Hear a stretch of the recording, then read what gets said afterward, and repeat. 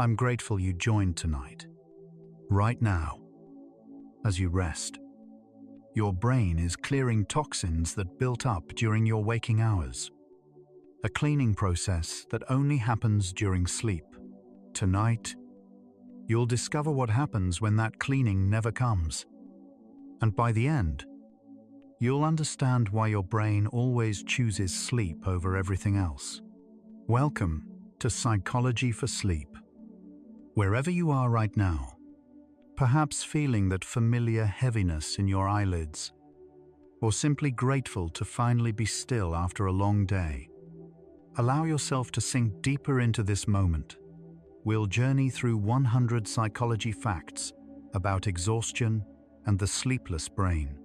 From the first hour when alertness feels easy, to the 12th hour when thoughts start slipping away, to the final hour when reality itself begins to blur. This thoughtful journey through consciousness builds bridges between searching minds. A gentle subscribe, like, or sharing your thoughts creates a pathway for more sleep seekers to discover this sanctuary and brings us closer to protect this peaceful space. One sleepy soul at a time. Your healing journey inspires ours. Let yourself settle completely here. Feel your jaw unclench, your breath deepen naturally. You can let these thoughts drift past without holding them. Sense that soothing heaviness enveloping you, like your consciousness slowly dimming its brightness. Thoughts dissolving into the peaceful fog of approaching sleep, safe and undisturbed. Close your eyes and breathe deeply. You're floating where thoughts rest safely in gentle darkness. Let your mind merge with infinite peace. And now we begin. When you first wake up in the morning, your brain emerges from sleep with adenosine levels at nearly zero. Adenosine is a chemical byproduct of your neurons using energy throughout the day. Every thought you think, every movement you make, every memory you form creates a tiny bit more adenosine in your brain. It accumulates gradually, building pressure like water behind a dam. At the moment you open your eyes after a full night's sleep, the dam has been emptied. Your brain is clean, clear, and ready. This is hour zero. For the next 16 hours, adenosine will steadily build, creating the biological pressure we call sleepiness. By tonight, that pressure will become overwhelming. But in this first hour, you feel refreshed, alert, and ready for whatever the day brings. Your prefrontal cortex is operating at full capacity. Within the first 2 hours of waking, your body releases a surge of cortisol. Cortisol in the morning isn't about stress. It's about activation. It sharpens your attention, raises your blood sugar slightly to fuel your brain, and increases your heart rate just enough to get blood flowing efficiently. Studies from the National Institutes of Health show that this cortisol awakening response peaks about 30 to 45 minutes after you wake up. It's your body's natural energy boost, a chemical alarm clock that ensures you're truly alert. This hormonal surge is part of your circadian rhythm, that internal 24-hour clock that governs when you feel awake and when you feel tired. Right now, in these early hours, everything is working as nature designed. By hour 3 of wakefulness, your brain reaches peak cognitive performance. Your working memory, that mental scratch pad where you hold information temporarily, is at its strongest. You can remember 7-digit phone numbers easily. You can follow complex conversations without losing track. Brain imaging studies using functional MRI show that during these morning hours, the prefrontal cortex and hippocampus communicate with remarkable efficiency. The prefrontal cortex sends clear signals. Pay attention to this. Ignore that. Hold this thought. Retrieve that memory. And the hippocampus responds smoothly. Your neurotransmitters, dopamine, norepinephrine, serotonin, are all at optimal levels. Your brain is a finely tuned instrument playing a perfect symphony. This is what 16 hours of recovery overnight creates. Around hour 4, your ability to sustain attention reaches its daily peak. Attention isn't a single thing. It's several different brain systems working together. There's alerting, which keeps you awake and responsive. There's orienting, which lets you shift focus from one thing to another.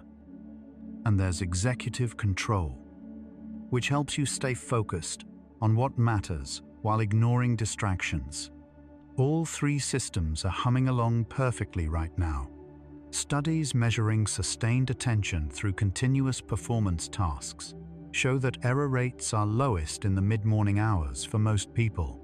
Your brain can maintain focus on a boring, repetitive task with minimal mistakes. You can read a dense paragraph and actually remember what it said. You can listen to someone talk and genuinely absorb their words, instead of just waiting for your turn to speak. This might seem ordinary, even unremarkable, but it's actually extraordinary.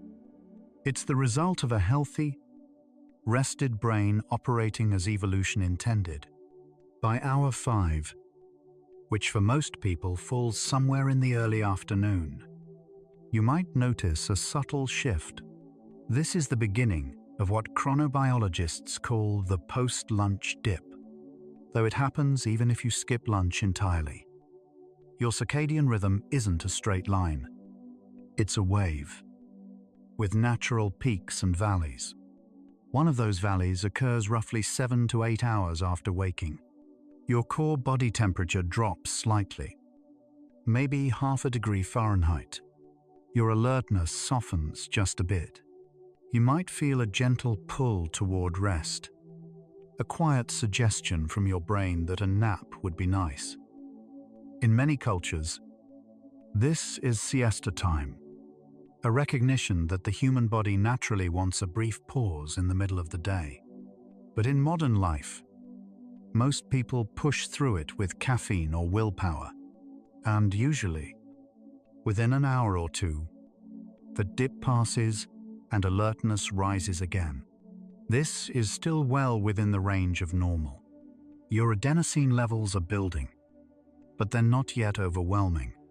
During hour 6 of wakefulness, something subtle is happening in your hippocampus. Even while you're awake and active, your brain is quietly consolidating memories from the morning. This process, called systems consolidation, involves replaying patterns of neural activity from earlier in the day. Recent research using intracranial recordings showed that the hippocampus spontaneously reactivates memory traces during wakeful rest periods, even without sleep. These brief moments, maybe when you're staring out a window or waiting in line, give your brain a chance to transfer information from temporary storage in the hippocampus to more permanent storage in the cortex. It's like saving a document to your hard drive instead of keeping it in volatile RAM. But this process works best when you're calm, unfocused, and mentally quiet. Constant stimulation and busyness interfere with it. And without sleep tonight, these memories won't be fully secured. They'll remain fragile, vulnerable to being overwritten or lost entirely. By hour 7, adenosine levels in your brain have risen to the point where scientists can measure the difference on PET scans. Adenosine binds to specific receptors on neurons, and the more it binds, the more it slows down neural firing. Think of it like static building up on a radio signal. The music is still clear, But there's a faint buzz underneath. You probably don't feel tired yet. Not consciously. But subtle changes are occurring. Your reaction times are a few milliseconds slower than they were this morning. Your blink rate increases slightly. If someone were to measure your brainwaves with an EEG, they'd see a tiny uptick in theta wave activity, which is associated with drowsiness. None of these changes are dramatic. You're still functioning well, but your brain is beginning to register the cost of being awake. Each hour of wakefulness adds to the debt. Sleep is the only way to pay it back. And tonight, that payment will never come. Around hour 8, many people experience what's called a second wind. After the afternoon dip has passed, alertness rises again. This happens because your circadian rhythm has another peak built into it. Usually in the early evening, body temperature rises slightly. Cortisol, which had been declining since morning, plateaus. The brain releases a modest pulse of orexin, a neuropeptide that promotes wakefulness. This second wind is why you can stay up past 8 p.m. even though you've been awake all day. It's a biological adaptation that once helped our ancestors remain alert during the dangerous transition from day to night. But it's also deceptive. This surge in alertness masks the growing sleep pressure underneath. You might feel fine, even energized, but your adenosine levels are still climbing. Your brain is still accumulating fatigue. In a normal night, you'd go to bed within the next few hours, and sleep would clear away all that accumulated adenosine. But tonight, you won't sleep, and that's when things start to change. In a typical day, by hour 8 or 9 of wakefulness, your brain begins preparing for sleep. The suprachiasmatic nucleus in your hypothalamus, your master circadian clock, detects the absence of light through signals from your retinas. In response, it triggers the pineal gland to release melatonin, a hormone that makes you feel drowsy. Simultaneously, adenosine has built up to high enough levels that it's actively suppressing the arousal centers in your brainstem. Your body temperature drops, your heart rate slows, your muscles relax. All of these changes are orchestrated with remarkable precision, like a symphony conductor, bringing all the instruments down to a quiet diminuendo. Within 30 to 60 minutes, you'd normally drift into stage 1 sleep, then deeper into stage 2, and eventually into slow wave sleep where the real restoration happens. But tonight, none of this will occur. You'll override every signal your brain sends, and your brain will have no choice but to keep running on fumes. So now you understand what a normal day looks like for your brain. From the moment you wake up with adenosine at 0, through the cortisol-fueled morning peak, past the afternoon dip, and into the evening second wind, your brain follows a predictable rhythm. Every neurotransmitter, every hormone, every electrical oscillation is timed to perfection. This is 8 hours of wakefulness. For most people, sleep would come within the next hour or two. But imagine instead that you keep going. Imagine that hour 9 arrives, then hour 10, then hour 12. Imagine that you push past every signal your brain sends, every wave of drowsiness, every moment when your eyelids grow heavy. What happens then? What happens when the brain is forced to operate far beyond its design limits? That's the journey we're about to take. From hour 9 forward, we're entering territory your brain was never meant to cross. And with each passing hour, the consequences will grow more profound. By hour 9 without sleep, your brain begins to show the first subtle signs of failure. This is when studies on sustained wakefulness start to detect measurable impairments.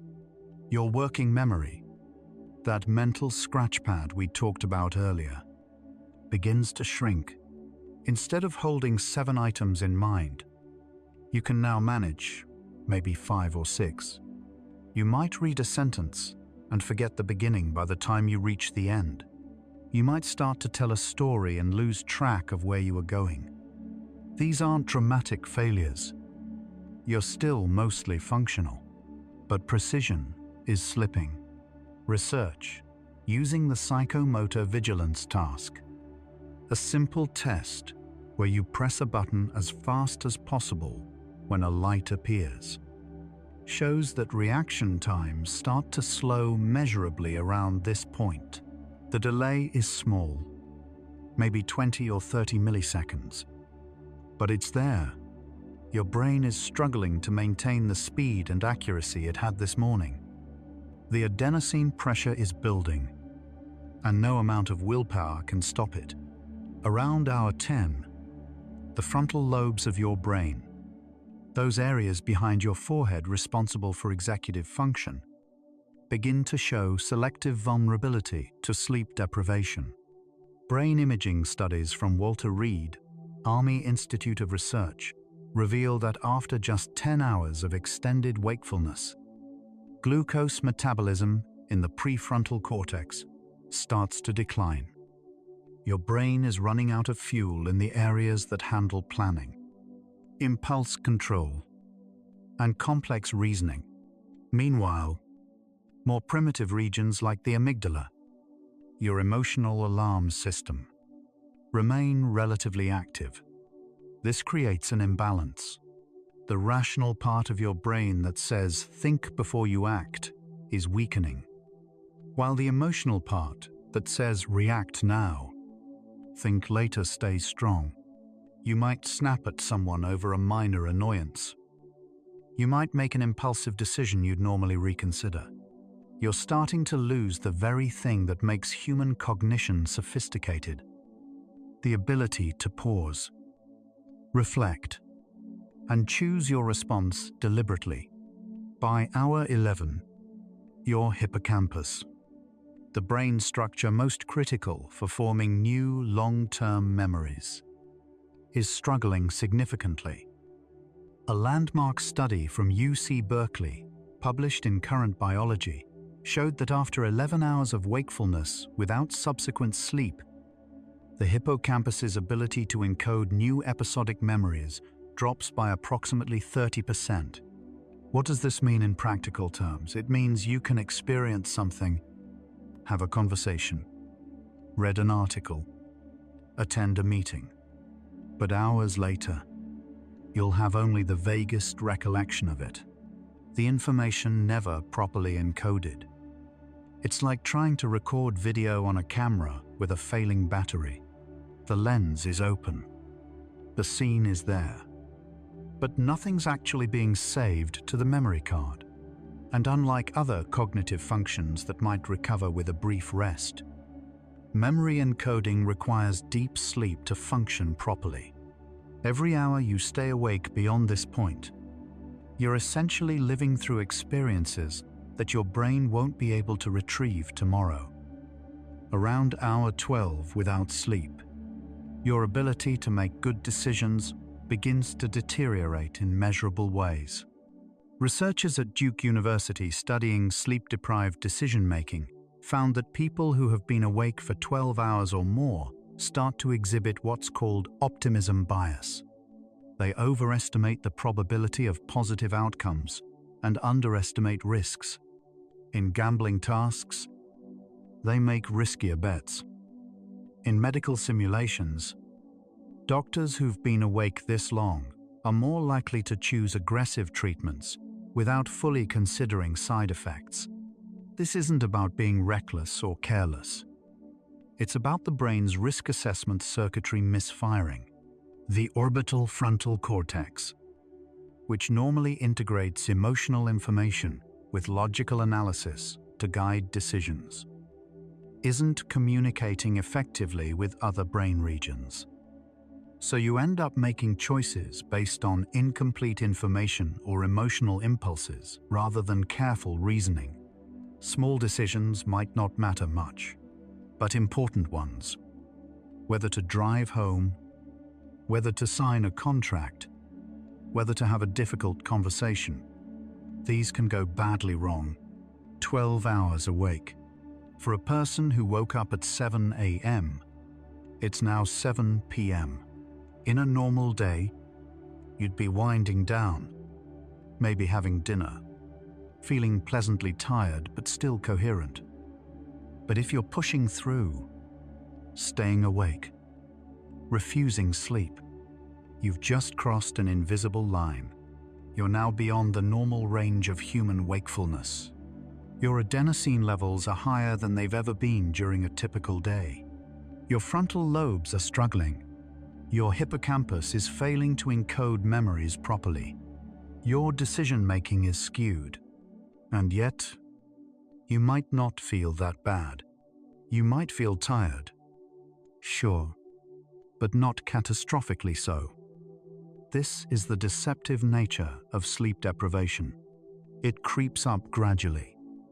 So gradually that you don't realize how impaired you've become. Studies comparing self-assessment to objective performance show that sleep-deprived people consistently rate themselves as more capable than they actually are. You think you're fine, but you're not, and it's about to get much worse. After 13 hours without sleep, your brain starts to take micro-sleeps. Brief moments, lasting 2 to 15 seconds, where your consciousness simply blinks off. You're not aware it's happening. From your perspective, time flows normally. But if someone were monitoring your brain with an EEG, they'd see sudden bursts of theta and delta waves. The same brainwave patterns that occurred during stage 1 sleep. Your eyes might glaze over. Your eyelids might droop. You might miss part of a conversation or a sentence you were reading. These microsleeps are your brain's desperate attempt to get the rest it needs. Sleep isn't optional.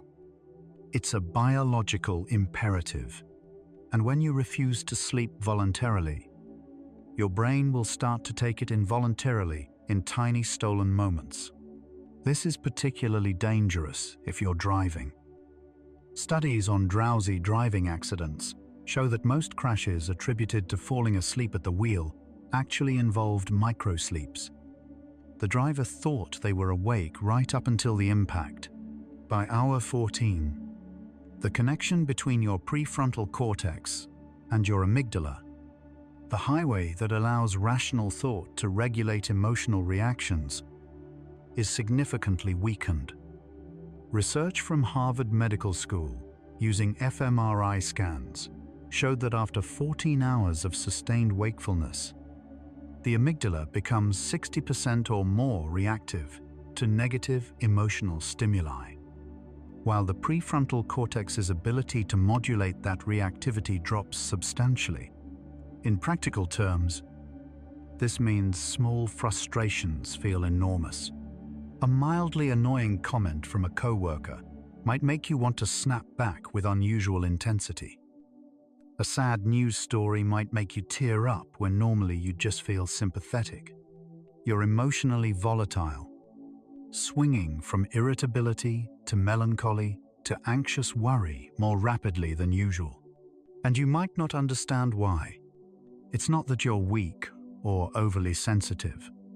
It's that the brain system designed to keep your emotions in check is running on fumes. You're feeling everything more intensely because your internal emotional thermostat is broken. Around hour 15 without sleep, language processing starts to falter. The left temporal lobe, which handles word retrieval and verbal fluency, becomes less efficient. You might find yourself searching for a word that's right on the tip of your tongue but won't come.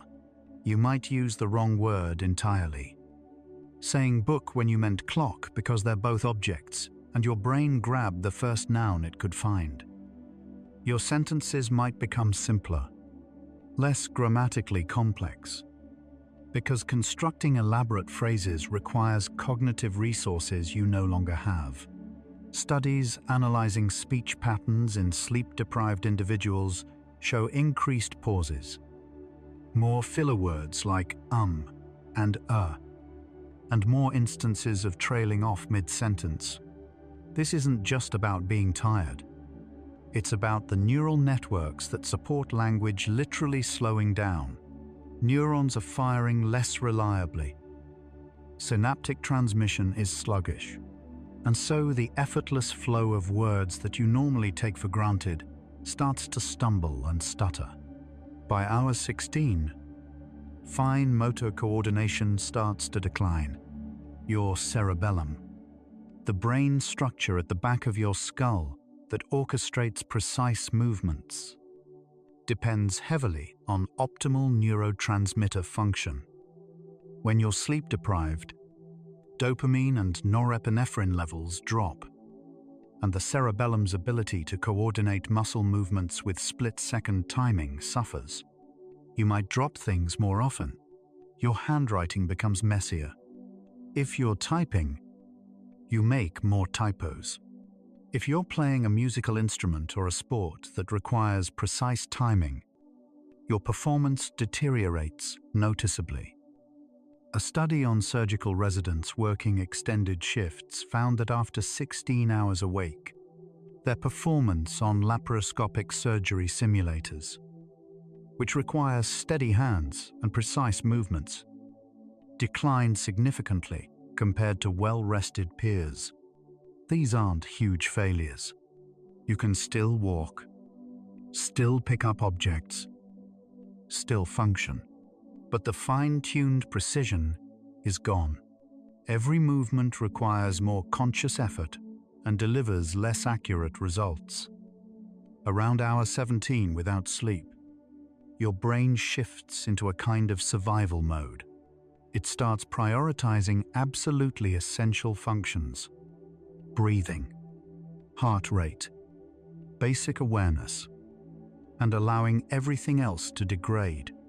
This is a protective mechanism. Your brain is trying to keep you alive while operating on a massive sleep deficit. Non-essential cognitive processes like abstract reasoning, long-term planning, and creative problem-solving get deprioritized. You become reactive rather than proactive. You stop thinking ahead and start just responding to immediate demands. Research on military personnel during extended operations shows that around this point, soldiers stop using complex tactics and fall back on simple, rehearsed patterns. They can still follow orders, but they can't improvise or adapt to unexpected situations. This is your brain saying, "We don't have enough resources to be clever anymore. We're just going to do the bare minimum to survive." And if you're forcing yourself to stay awake much longer, that bare minimum will keep shrinking. 17 to 18 hours without sleep represents a threshold in sleep medicine. At this point, your cognitive impairment is roughly equivalent to having a blood alcohol concentration of 0.05%, the legal limit for driving in many countries. Studies comparing sleep-deprived and alcohol-intoxicated performance on driving simulators found remarkably similar patterns of errors: delayed reactions, lane drifting, failure to notice peripheral hazards, and overconfidence in one's ability to perform safely. The Australian Transport Safety Bureau conducted research showing that drivers who'd been awake for 18 hours had reaction times and judgment comparable to someone who'd had 3 or 4 drinks. But here's the important difference. When you're drunk, you know you're impaired. You feel it. With sleep deprivation, you often don't. You think you're functioning adequately when objectively, measurably, you're not. This is why drowsy driving is so dangerous. It's cognitive impairment, without awareness of impairment. You're operating heavy machinery with a brain that's barely holding together. By hour 18, sensory perception begins to subtly distort.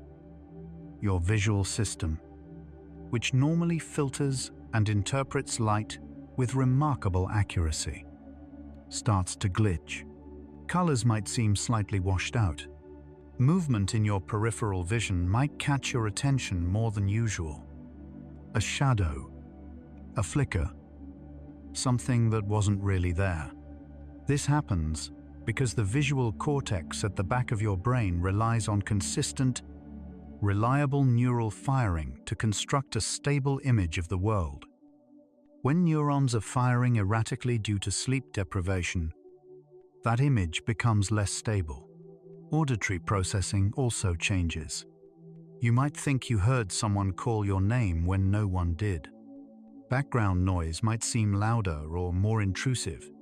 These aren't hallucinations yet. Not quite. They're perceptual distortions. Small errors in how your brain is interpreting sensory input.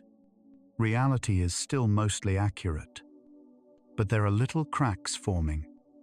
And through those cracks, strangeness starts to seep in. Around hour 19 without sleep, your body's stress response system goes into overdrive.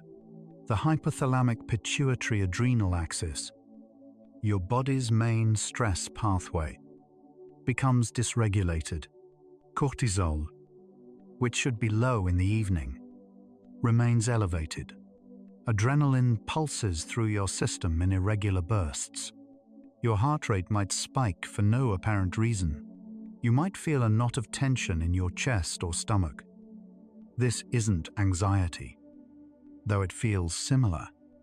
It's your body trying to keep you awake using emergency measures. It's dumping stress hormones into your bloodstream to override the overwhelming sleep pressure. But there's a cost. Chronic elevation of cortisol and adrenaline damages tissues, suppresses immune function, and increases inflammation throughout your body.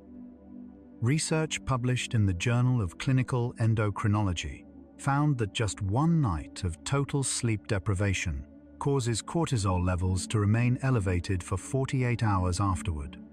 Your body is paying a steep biological price to keep you conscious, and the bill will come due eventually. After 20 hours without sleep, your immune system is measurably suppressed. Natural killer cells, white blood cells that identify and destroy viruses and cancer cells, decrease in number and effectiveness. Studies measuring immune markers in sleep-deprived volunteers show that interleukin production, a key component of immune response, drops by up to 30%. If you were exposed to a cold virus right now, you'd be significantly more likely to get sick than if you were well rested. Sleep is when your immune system does much of its maintenance and surveillance work. When you skip sleep, you skip that protection. This is why people who consistently get less than 6 hours of sleep per night are 4 times more likely to catch a cold when exposed to the virus compared to those who sleep 7 hours or more. Your body is designed to fight off threats, but without sleep, it's fighting with one hand tied behind its back. And tonight, after 20 hours awake, those defenses are dangerously low. 20 to 21 hours without sleep marks a point of no easy return. Yes, if you went to bed right now, you'd fall asleep quickly and deeply, but the recovery wouldn't be immediate. Sleep debt isn't like financial debt where you can pay it back dollar for dollar. After 20 hours of wakefulness, you'd need more than just one good night of sleep to fully recover. Studies tracking cognitive performance after sleep deprivation show that even after a full 8-hour recovery sleep, reaction times and memory encoding remain impaired for another 24 to 48 hours. Your brain needs time not just to catch up on sleep, but to repair the cellular damage caused by extended wakefulness. Proteins have misfolded, synapses have weakened, metabolic waste products have accumulated. Sleep will clear some of this, but full restoration takes days. And if you keep pushing forward, if you stay awake even longer, the damage will deepen. We're about to cross into territory where the effects become not just uncomfortable, but genuinely serious. Let's pause here and notice your body. As you breathe out slowly, appreciate each tiny cell inside. Trillions of organisms working in silence. Heart beating, lungs breathing, brain thinking, all without your command. Notice the gentle sensations on your skin, in your muscles, along your spine. You are a complete ecosystem, diverse, self-balancing, even now, even tired. Your body is trying its best to keep you whole. Now we continue. After 21 hours without sleep, you enter what sleep researchers classify as severe cognitive impairment. At this point, your performance on virtually any mental task, memory, attention, reasoning, reaction time, is worse than the 5th percentile of well-rested individuals. That means 95% of people who slept normally last night would outperform you on basic cognitive tests. Your working memory capacity has shrunk dramatically. Your attention span is fragmented, and perhaps most troublingly, your metacognition, your ability to accurately assess your own performance, is badly distorted. Studies using the Stanford Sleepiness Scale and objective performance measures show a growing gap. Sleep-deprived people rate themselves as moderately impaired while performing at severely impaired levels. You think you're struggling a bit, managing okay. In reality, you're barely functioning. And because you can't accurately judge your own state, you're more likely to keep pushing, to take risks, to make decisions that a well-rested version of you would recognize as unwise. Around hour 22, some people begin to experience visual hallucinations. Not everyone. Individual variation is high, but enough that it's a documented phenomenon in sleep deprivation research. These aren't elaborate visions. They're usually simple. Shadows moving at the edge of your vision, patterns seeming to shimmer or breathe on walls, objects that aren't there, appearing briefly and vanishing. The visual cortex, starved of the restoration that only sleep provides, starts to generate its own input when external input is ambiguous. In low light or with blurry peripheral vision, your brain fills in gaps based on expectations and past experience. When you're well rested, this works smoothly. When you're severely sleep deprived, the filling in process goes haywire. You might see a coat hanging on a door and, for a split second, think it's a person. You might glance at text and see the letters rearranging themselves. These experiences are brief, fleeting, easily dismissed, but they're evidence that the boundary between perception and imagination is dissolving. By hour 23, without sleep, emotional stability collapses entirely. The regulatory connection between your prefrontal cortex and limbic system, already weakened at hour 14, is now barely functioning. Research from UC San Diego using fMRI shows that after 23 hours awake, the amygdala response to negative images increases by 60% or more compared to baseline, while prefrontal cortex activity decreases. You might burst into tears over something trivial. You might fly into rage at a minor inconvenience. Or you might feel a crushing sense of despair or hopelessness that seems to come from nowhere. These aren't your true emotions. They're the emotions of a brain in distress. Sleep deprivation doesn't just make you feel bad. It fundamentally changes how you process emotional information. Neutral faces look threatening. Ambiguous social cues seem hostile. Your emotional world becomes distorted, darkened, amplified beyond recognition. And because you're in this state, you can't trust your emotional judgments about anything. 24 hours without sleep. A full day and night. For a person who woke up yesterday at 7 a.m., it's now 7 a.m. again. The sun is rising on a new day that your brain never got to reset for. At this point, cognitive impairment is equivalent to a blood alcohol level of roughly 0.1%. Legally drunk in all 50 US states. But it's worse than being drunk, because alcohol impairment is temporary and predictable. Sleep deprivation impairment compounds with every passing hour. Studies comparing 24-hour sleep deprivation to alcohol intoxication find that sleep-deprived individuals make more errors, have slower reaction times, and show poorer judgment than intoxicated individuals at equivalent impairment levels. Your brain is running on nothing. Adenosine has reached levels your system was never designed to handle. Neurotransmitters are depleted. Glucose metabolism in your frontal lobes is at concerning lows.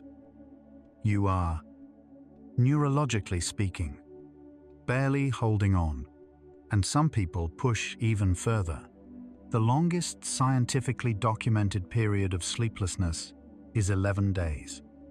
Set by Randy Gardner, a high school student. In 1964, by day 4, he was experiencing hallucinations. By day 7, he had trouble speaking and forming coherent thoughts. By day 11, he couldn't concentrate on anything for more than a few seconds. His memory was severely impaired, and he was seeing things that weren't there. When he finally slept, he slept for 14 hours straight, then woke and slept normally afterward. Remarkably, he suffered no permanent damage, but that experiment was conducted under medical supervision in controlled conditions, and it's now considered unethical to replicate. Subsequent research suggests even Randy Gardner experienced brief microsleeps that weren't detected at the time. True complete wakefulness for this duration may be impossible. We know from animal studies that extreme, prolonged sleep deprivation is lethal. Rats deprived of sleep for 2 to 3 weeks die. Sleep isn't optional.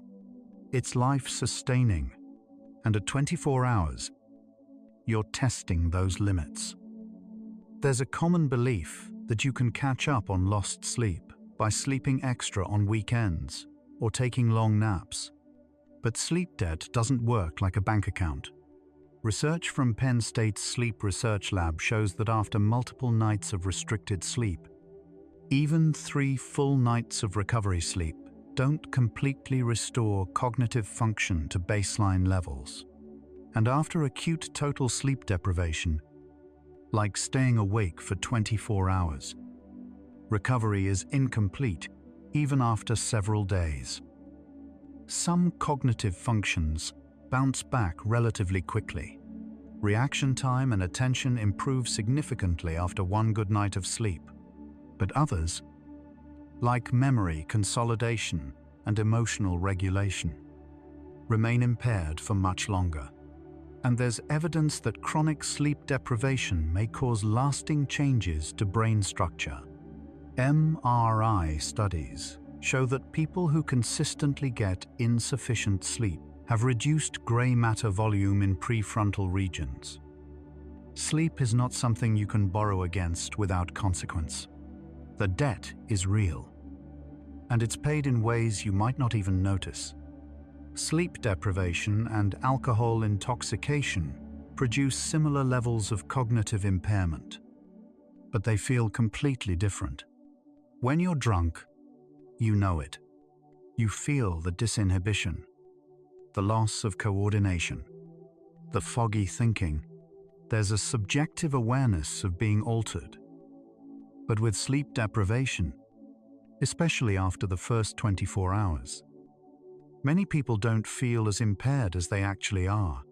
Studies on self-awareness during sleep deprivation show that people consistently overestimate their abilities.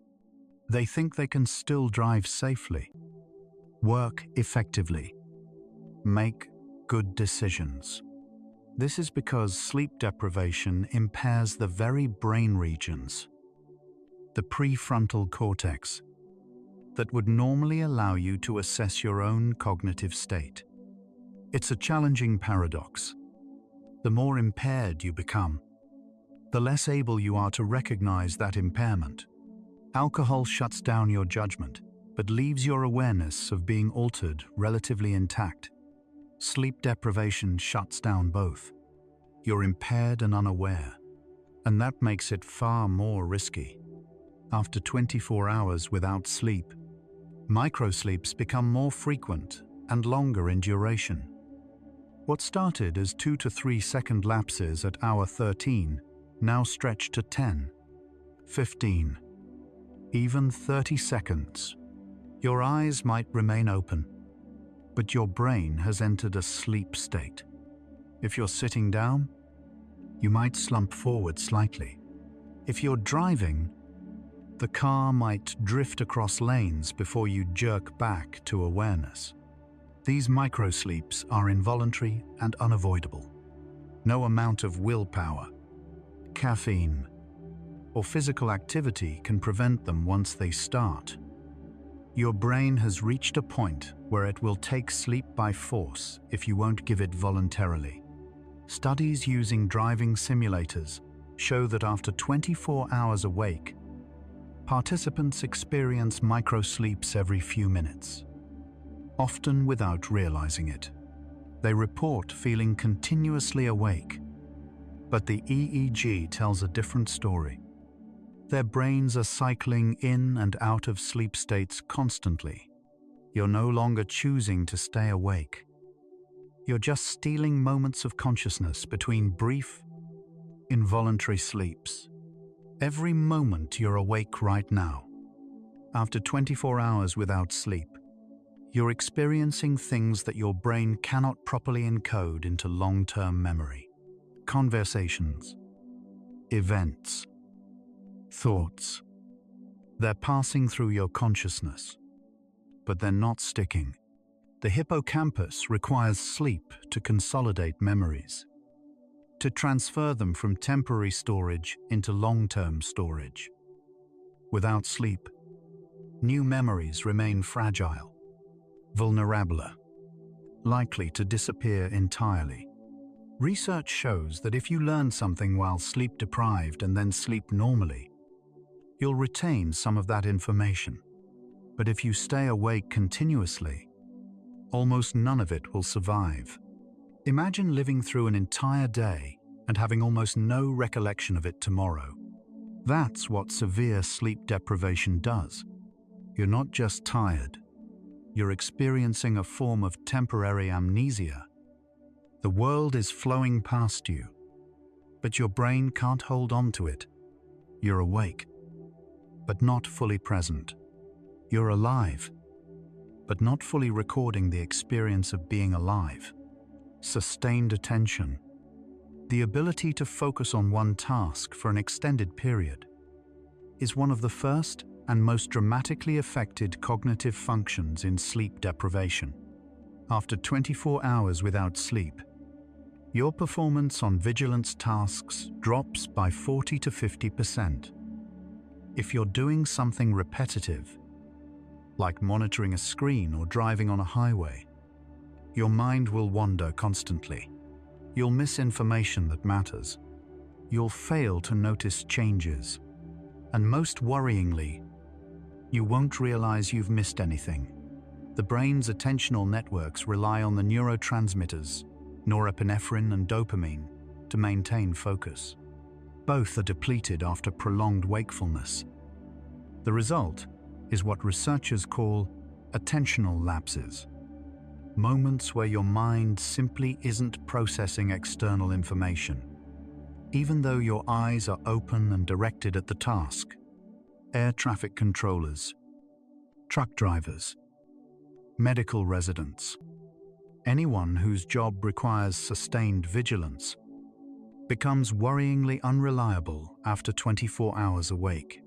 It's not about effort or motivation. It's about neurological capability. And yours is gone. After a full day without sleep, your ability to assess risk is profoundly compromised. The orbitofrontal cortex, which integrates emotional and factual information to guide decision-making, is barely functioning. Studies using gambling tasks show that sleep-deprived individuals take riskier bets, chase losses more aggressively, and fail to adjust their strategy even after repeated failures. In real-world scenarios, this translates to unwise choices. You might decide to drive home even though you're impaired. You might agree to a bad deal because you can't think through the consequences. You might say something hurtful because you can't predict how it will affect someone else. Sleep deprivation doesn't just make you slower or less accurate. It fundamentally changes how you evaluate the world. Risks seem manageable. Bad ideas seem reasonable. Consequences feel distant or unlikely.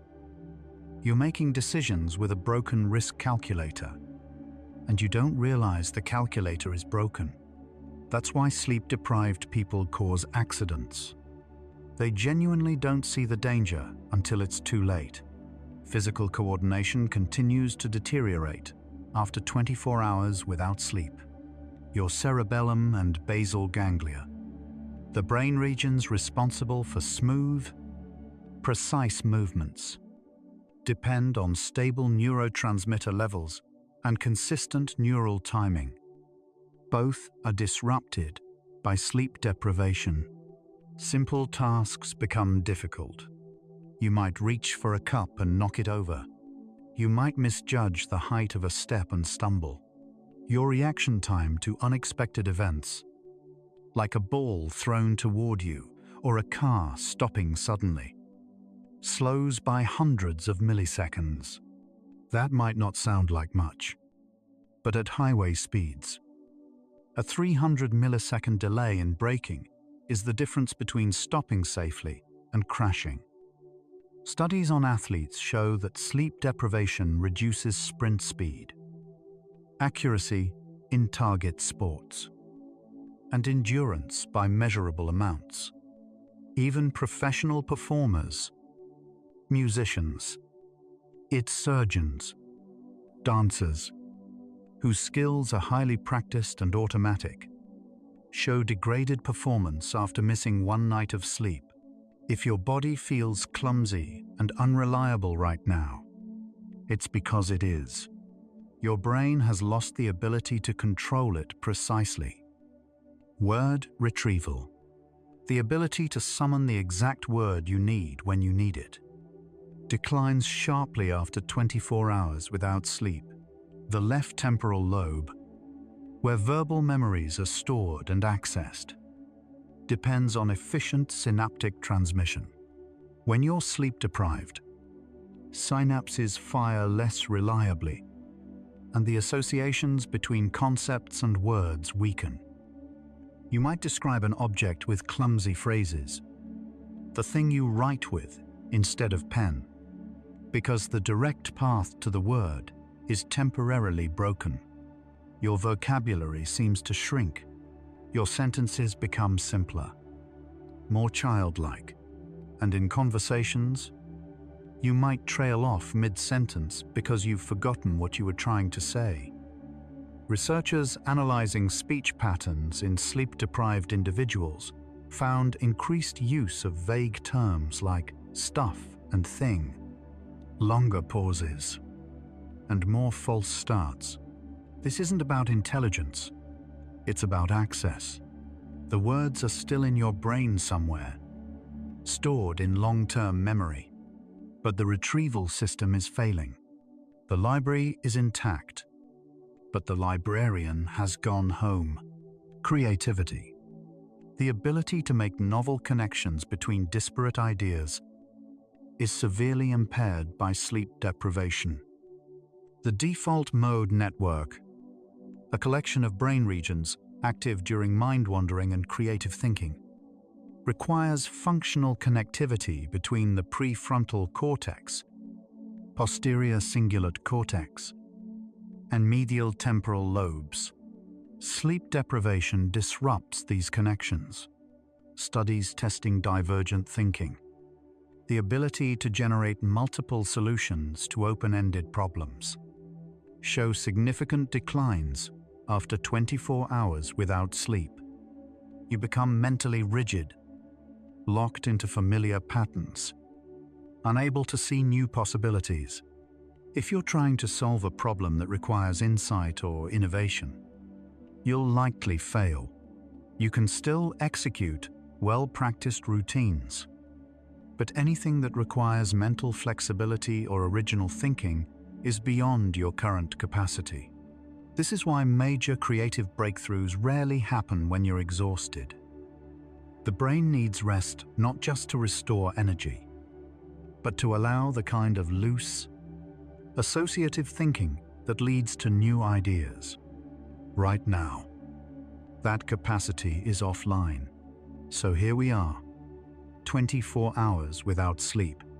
Let's summarize what's happened to your brain.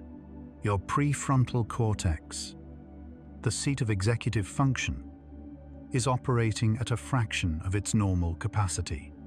Your hippocampus has largely stopped encoding new long-term memories. Your amygdala is hyperactive, making you emotionally volatile. Your visual cortex is generating perceptual distortions. Your cerebellum is failing to coordinate movements precisely. Your attention is fragmenting into microsleeps every few minutes. Your decision-making is impaired to the level of legal intoxication. And perhaps most insidiously, your metacognition, your ability to recognize all of this, is broken. You think you're managing okay. Objectively, you're not. 24 hours is where most responsible sleep deprivation studies end, because pushing further is considered unethical and risky. But we're going to keep going, at least in description, to understand what happens when people push beyond this point. Because some do, and the consequences are profound. You're still here with me. Thoughts still flickering like candle light. Just notice. Don't judge. Just notice where your mind is. We're exploring consciousness itself. The very thing doing the exploring right now. Strange, beautiful, and perfectly calm. Let's drift onward together. When your prefrontal cortex, your rational, planning, executive control center, is weakened by sleep deprivation, the emotional brain doesn't just persist, it dominates. The amygdala, that almond-shaped structure deep in your temporal lobe, responsible for detecting threats and generating fear responses, becomes hyperactive and dysregulated. Brain imaging studies show that after extended wakefulness, the amygdala fires in response to neutral stimuli that normally wouldn't trigger any emotional response. A person walking past you becomes a potential threat. An email with neutral wording reads as hostile. A minor mistake feels overwhelming.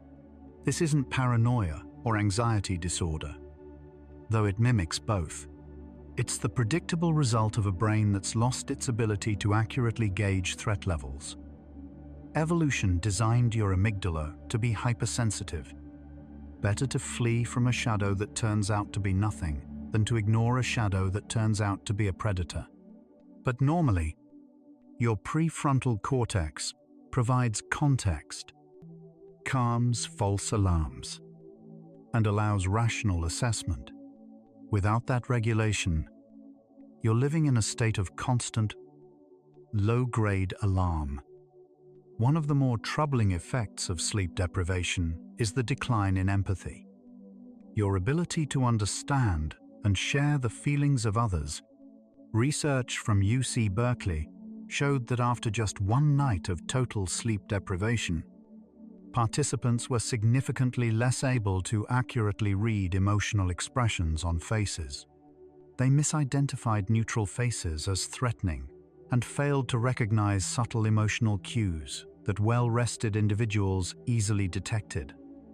The temporoparietal junction and medial prefrontal cortex, brain regions central for theory of mind, understanding that others have mental states different from your own, show reduced activity when you're sleep-deprived.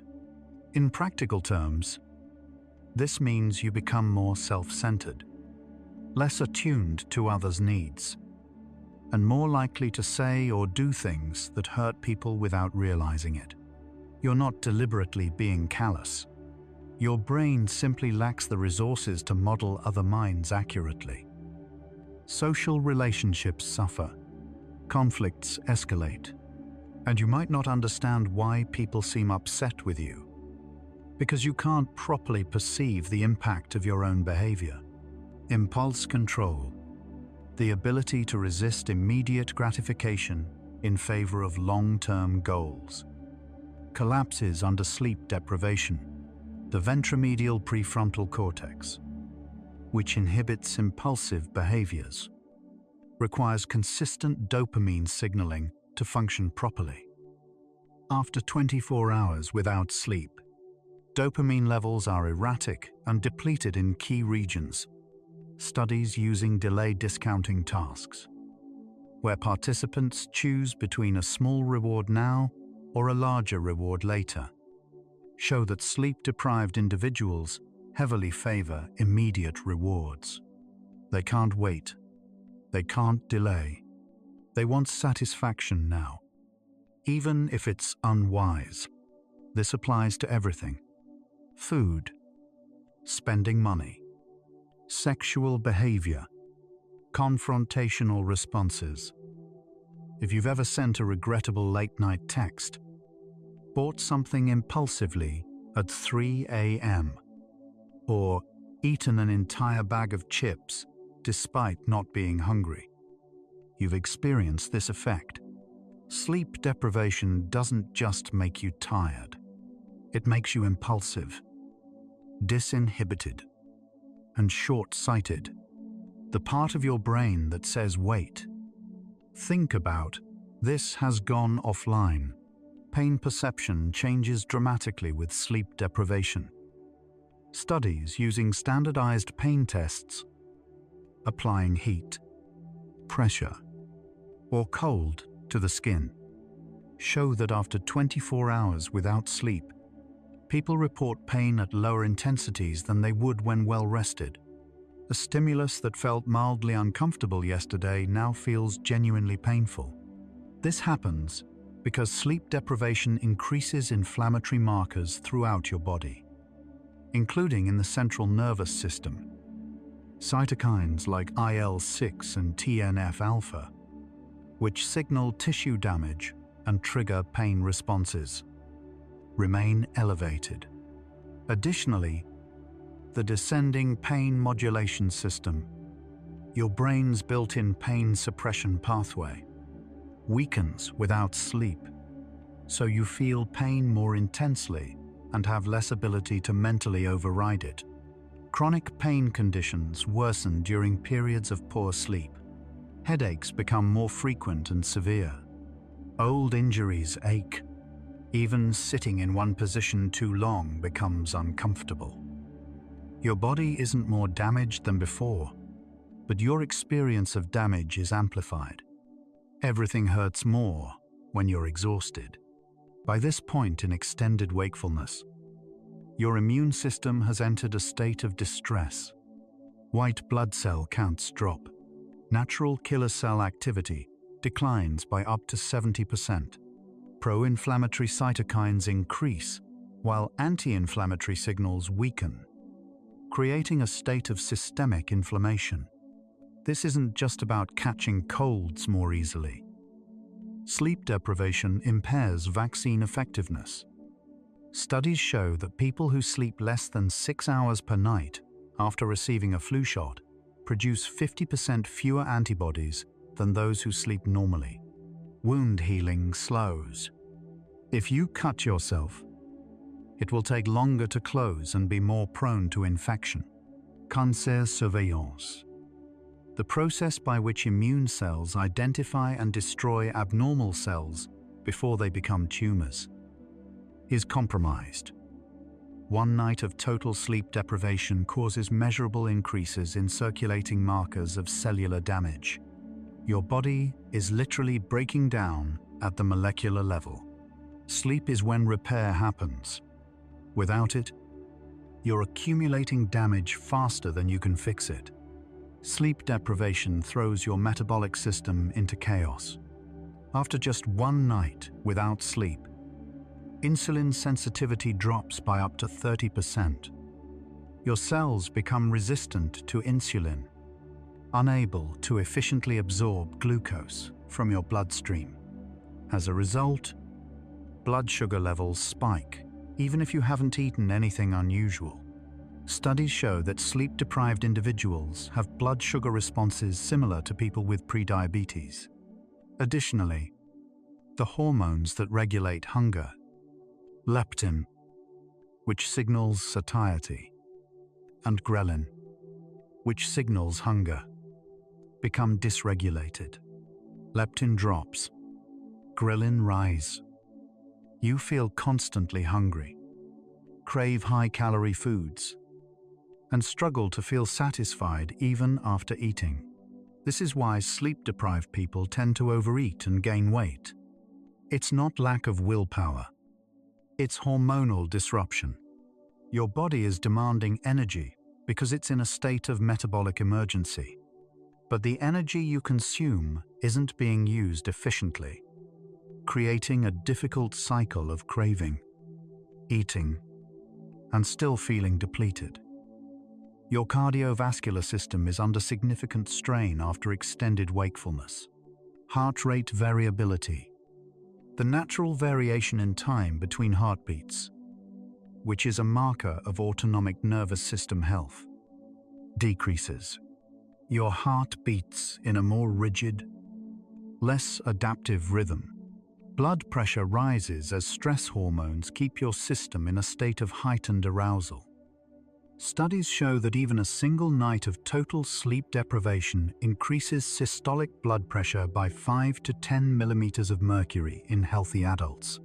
For people with existing hypertension, the increase is even greater.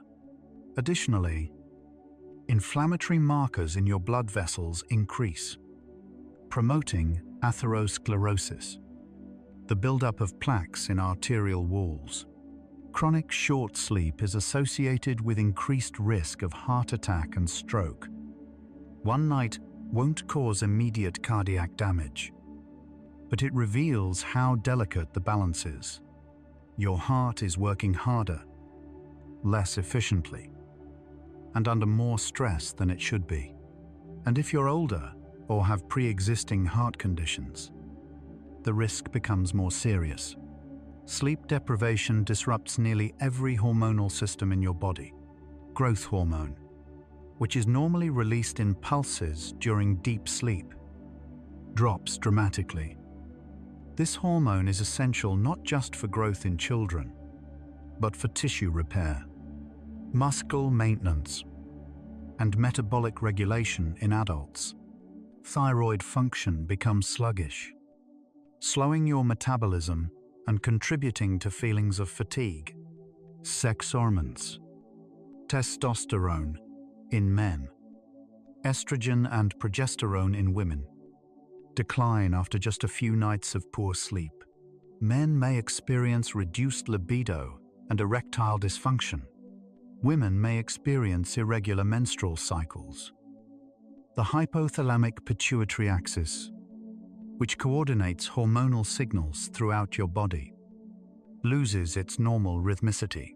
Hormones that should rise and fall in predictable patterns instead fluctuate chaotically or remain stuck at abnormal levels. Your body is a finely orchestrated chemical symphony. Sleep deprivation is like a conductor throwing random notes into the score. The music doesn't just sound bad. It stops making sense entirely. The communication between your gut and your brain, mediated by the vagus nerve and gut microbiome, becomes disrupted during sleep deprivation. Your gut microbiome, the trillions of bacteria living in your digestive system, depends on circadian rhythms to function properly. When you skip sleep, the composition and activity of these bacteria shift. Studies show that even short-term sleep deprivation alters gut microbiome diversity, reducing beneficial species and increasing inflammatory species. This has downstream effects on digestion, immune function, and even mood. The gut produces 90% of your body's serotonin, a neurotransmitter important for mood regulation. When gut bacteria are disrupted, serotonin production falters. Additionally, the blood-brain barrier, the protective layer that keeps harmful substances out of your brain, becomes more permeable after sleep deprivation. Inflammatory molecules from your gut can leak into your bloodstream and cross into your brain, contributing to neuroinflammation. Your gut and brain are intimately connected. Harm one, and you harm the other. We've reached the midpoint of our journey through sleeplessness. 24 hours without sleep has come and gone. Your brain has descended from normal function through mild impairment, through moderate impairment, and into severe cognitive and emotional dysfunction. Your body is in a state of metabolic, immune, and cardiovascular stress. Systems that normally coordinate seamlessly are now operating in isolation or opposition. And yet, you're still conscious, still aware, still, in some sense, yourself. This is the strange resilience of the human brain. It can endure far more than it was designed to and still maintain a thread of awareness. But that thread is fraying. Every hour forward from here deepens the damage, compounds the risk, and pushes you closer to states of consciousness that most people never experience. The question isn't whether you can survive longer without sleep. The question is what you'll lose. Of yourself, of your clarity, of your humanity. In the process, and as we continue, that question will become harder to answer. Take a slow breath and feel this moment. Time is yours, a separate stream that only you are living. While the vast universe continues to spin, expand, change. This second you're breathing, listening, is unique. You are here, now, in this body, in this quiet space, nowhere else to be, nothing else to do, just being. Cherish the present moment, and we continue drifting. Most scientific studies of sleep deprivation stop at 24 hours. Beyond that point, the ethical concerns become too great, the risks too serious, and the practical value too limited. But some research has pushed further, and real-world situations, military operations, medical emergencies, extreme endurance events, have forced people to stay awake for 36, 48, even 72 hours or more. What happens in that extended zone? The short answer: nothing good. Cognitive impairment doesn't just plateau. It continues to worsen. After 36 hours, reaction times are comparable to a blood alcohol level of 0.15%, nearly twice the legal driving limit. Memory encoding is virtually non-existent. Emotional regulation is gone, and hallucinations, which may have been brief and fleeting at 24 hours, become more frequent, vivid, and difficult to distinguish from reality. You're no longer operating in a state that resembles normal waking consciousness. You're in something else entirely, a twilight zone between waking and dreaming, where the boundaries blur. After 36 hours without sleep, visual and auditory hallucinations often become more elaborate. Instead of fleeting shadows, you might see full figures. Instead of indistinct sounds, you might hear conversations. A study on military personnel during extended operations documented soldiers reporting seeing people who weren't there, hearing orders that were never given, and experiencing vivid sensory events with no external source. These aren't psychotic episodes in the clinical sense. They're the predictable result of a severely sleep-deprived brain trying to make sense of ambiguous sensory input. In low light, high stress, or monotonous environments, your brain fills in missing information based on expectations. When you're exhausted, those expectations go haywire. You see what you fear, what you expect, what your mind anticipates might be there, and for brief moments, you can't tell the difference between the hallucination and reality. It feels real. It looks real only afterward, if you're lucky. Do you realize it wasn't? Prolonged sleep deprivation can trigger paranoid thinking and, in extreme cases, delusions. Research on individuals kept awake for multiple days shows increased rates of persecutory beliefs. Feeling that others are plotting against you, watching you, or intending harm. This happens because the same brain systems involved in sleep deprivation overlap with those involved in psychosis. The dopamine system, already dysregulated by lack of sleep, can generate the kind of hyperactive pattern recognition that leads to seeing connections that aren't there. You might interpret neutral comments as veiled threats. You might believe that coincidences are meaningful patterns. In severe cases, people develop frank delusions, believing they have special powers, that they're being monitored by hidden cameras, or that reality itself has fundamentally changed. These symptoms usually resolve completely after sleep, but while they're happening, they're deeply unsettling. You can't reason your way out of them because the reasoning apparatus itself is broken. Sleep deprivation doesn't just make you tired. In extreme cases, it can make you temporarily lose touch with reality. As you push beyond 36 hours without sleep, your brain attempts desperate compensatory strategies. It starts shutting down non-essential functions to preserve central ones. The posterior parietal cortex, involved in spatial awareness and attention, shows significantly reduced activity on fMRI scans. The default mode network, active during rest and mind-wandering, becomes erratic. Meanwhile, your brainstem, the ancient, primitive part of your brain responsible for breathing, heart rate, and basic arousal, works overtime to keep you conscious. Stress hormones surge in waves. Your body burns through energy reserves rapidly.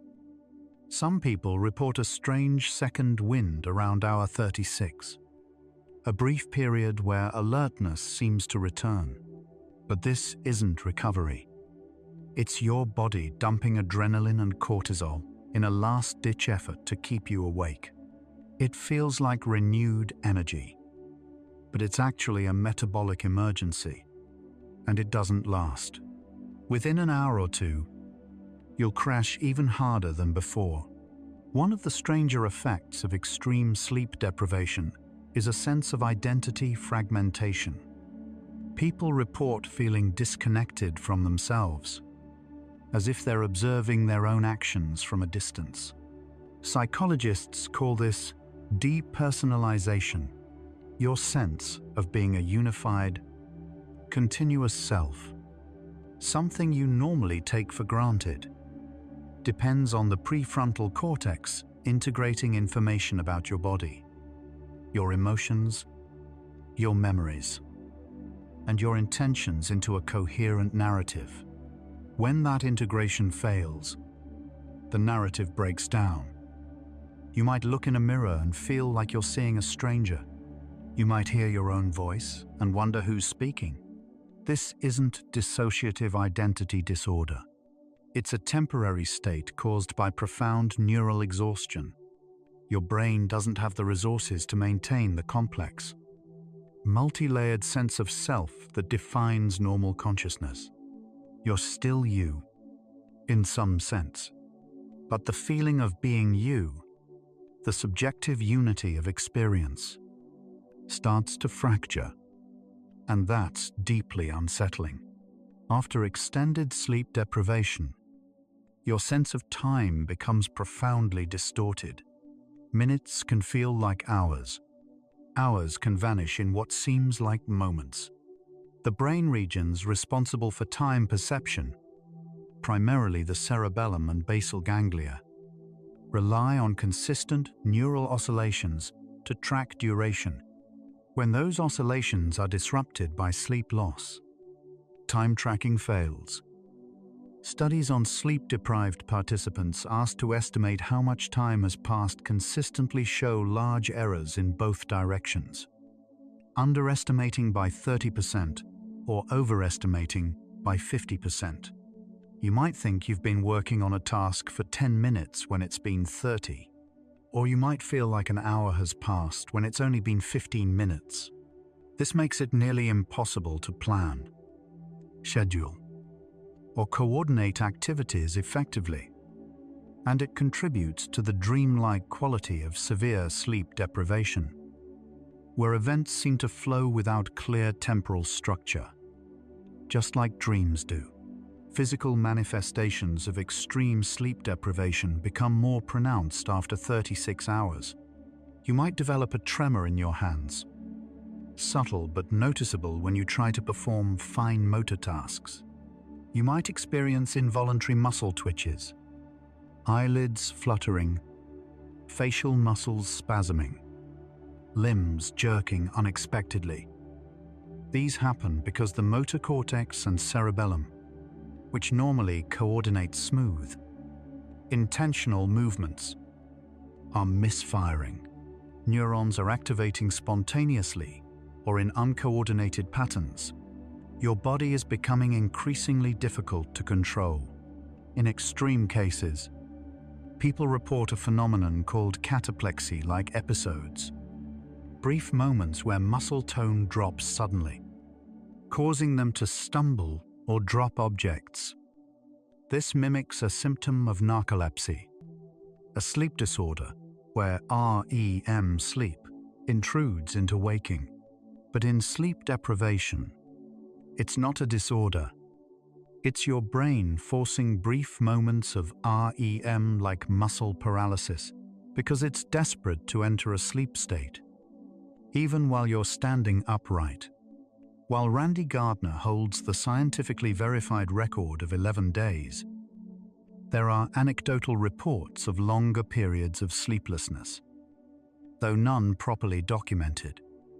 Some military training programs reportedly push recruits beyond 11 days. Though the details are classified, extreme ultra-endurance athletes have stayed awake for similar durations while racing across continents. But in every case, the outcomes are similar: severe cognitive impairment, hallucinations, paranoia, and a desperate need for sleep that overrides all other drives.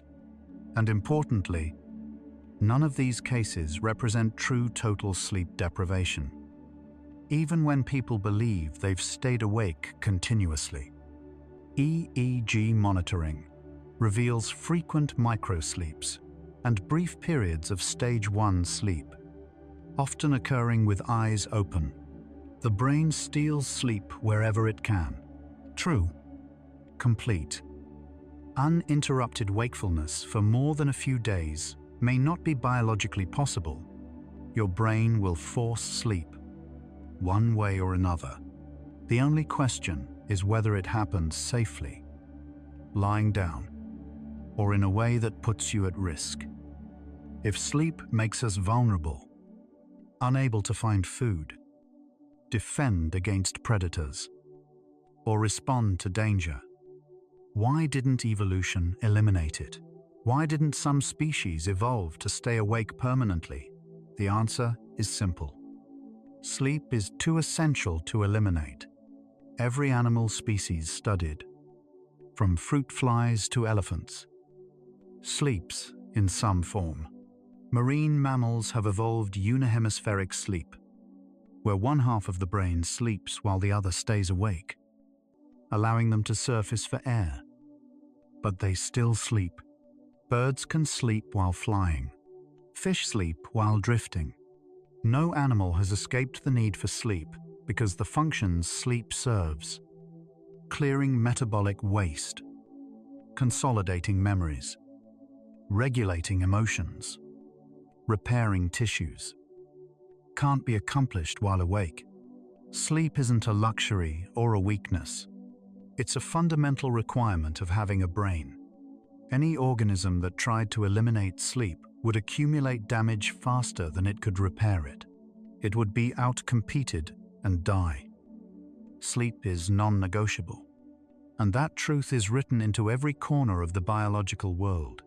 One of the most important recent discoveries about sleep is the glymphatic system, a waste clearance system in the brain that operates primarily during sleep. During waking hours, as your neurons fire, they produce metabolic byproducts, proteins like beta, amyloid, and tau, which, if they accumulate, are toxic to brain cells.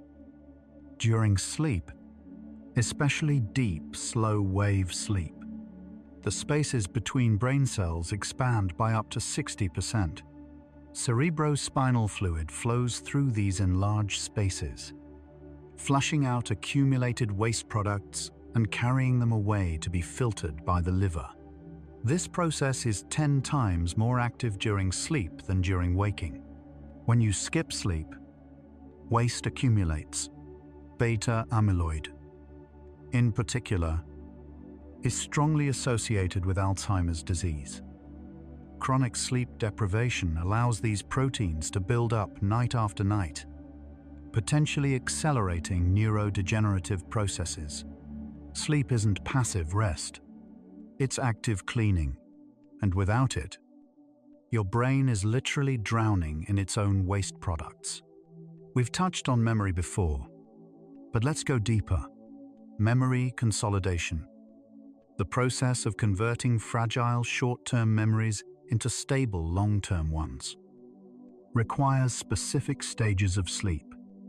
During slow-wave sleep, the hippocampus replays patterns of activity from the day, strengthening synaptic connections. During REM sleep, the brain integrates those memories with existing knowledge, creating associations and insights. Studies show that people who learn a task and then sleep perform better on it the next day than people who practice the same amount but stay awake. Sleep doesn't just protect memories, it actively improves them. You solve problems you couldn't solve before. You see patterns you missed. Creativity blossoms after sleep because REM sleep allows your brain to make connections that waking logic would dismiss as irrelevant.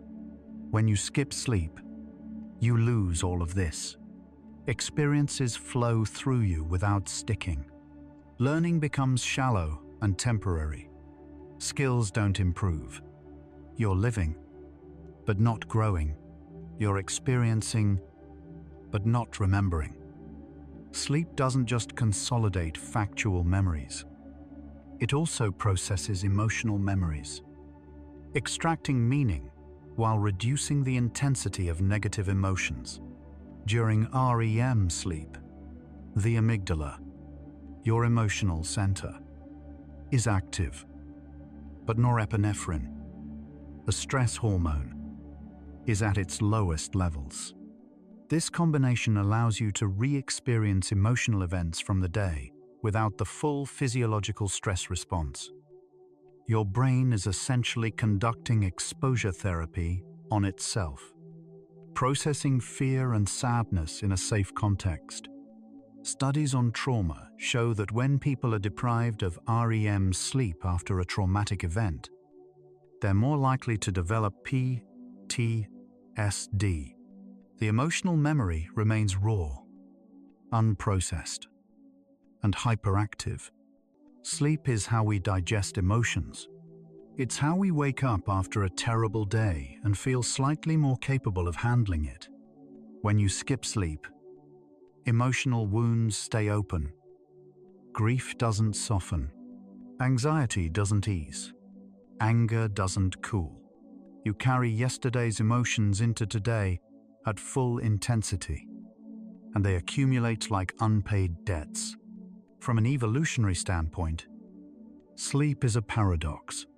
For 8 hours every day, our ancestors were unconscious, vulnerable to predators, unable to forage or reproduce.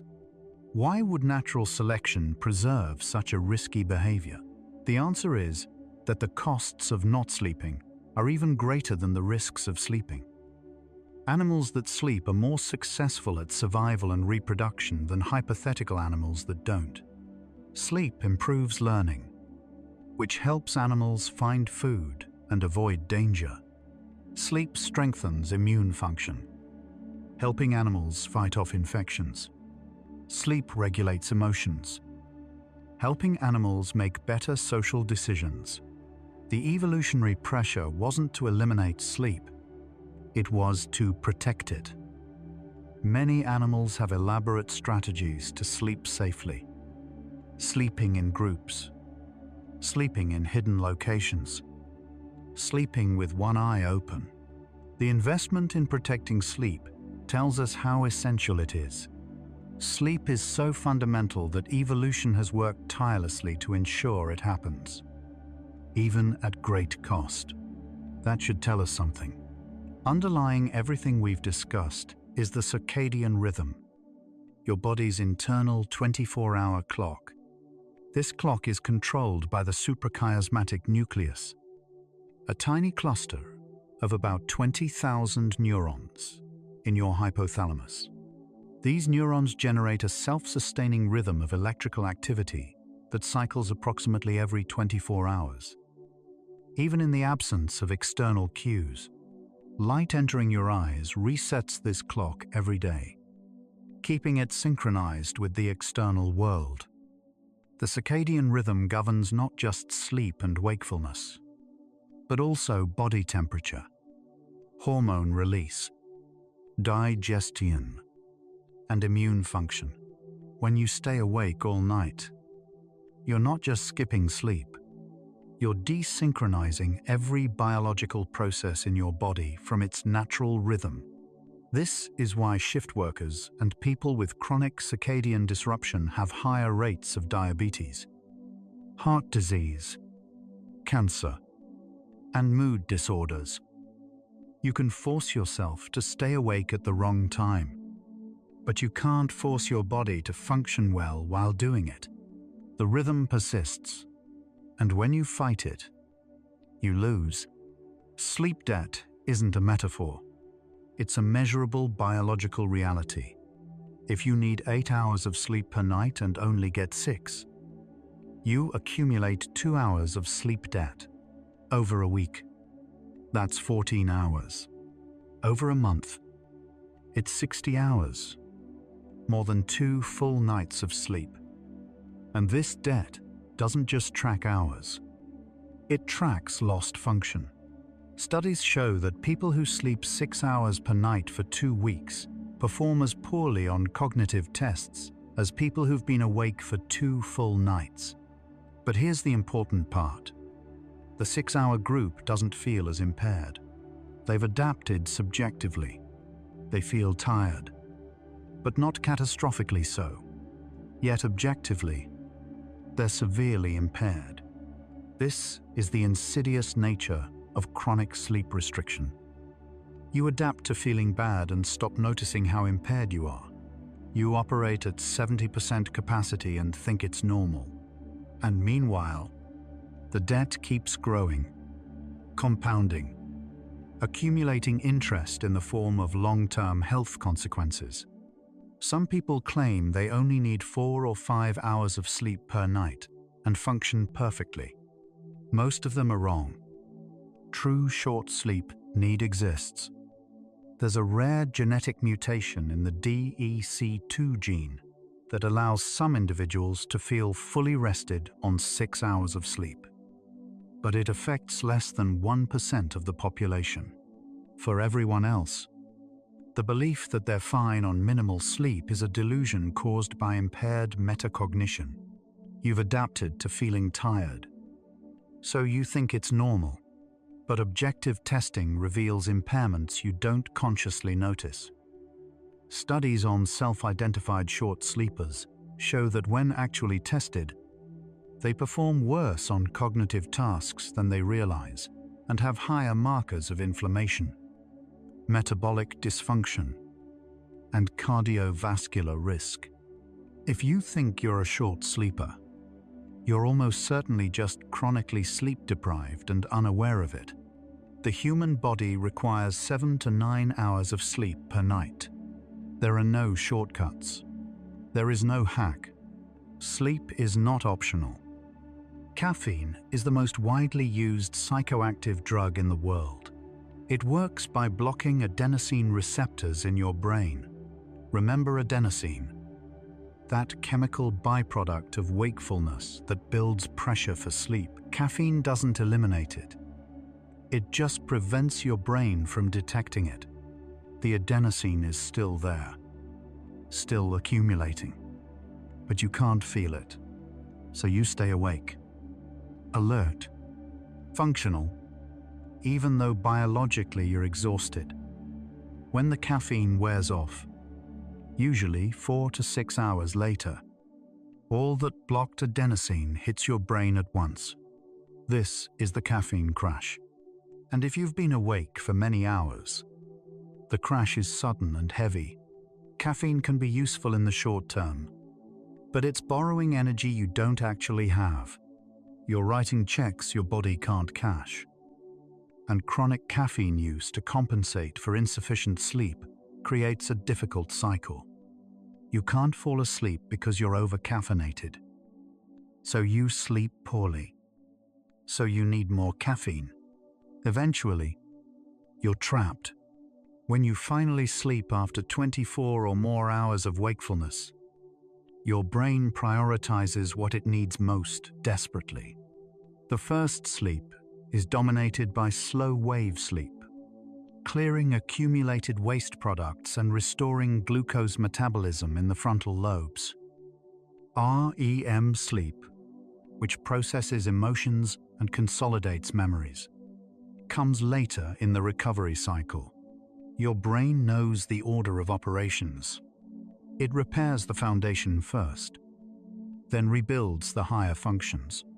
During this deep recovery sleep, the glymphatic system works overtime, flushing out beta amyloid and tau proteins that accumulated during your extended wakefulness. Synaptic connections that weakened are gradually strengthened. Neurotransmitter levels are replenished. Your immune system launches repair operations. This is why that first sleep after severe deprivation can last 10 to 12 hours. Your brain has a lot of work to do. Trust the process. Your brain knows what it needs. It will restore itself given the chance. Sleep deprivation isn't just an individual problem. It's a significant public health challenge. The National Sleep Foundation estimates that insufficient sleep costs the US economy over $400 billion annually in lost productivity, medical expenses, and accidents. The Exxon Valdez oil spill, the Chernobyl disaster, the Challenger space shuttle explosion, all involved errors made by sleep-deprived operators. Drowsy driving causes an estimated 100,000 crashes, 71,000 injuries, and 1,500 deaths every year in the United States alone. Medical errors by sleep-deprived residents and nurses harm thousands of patients.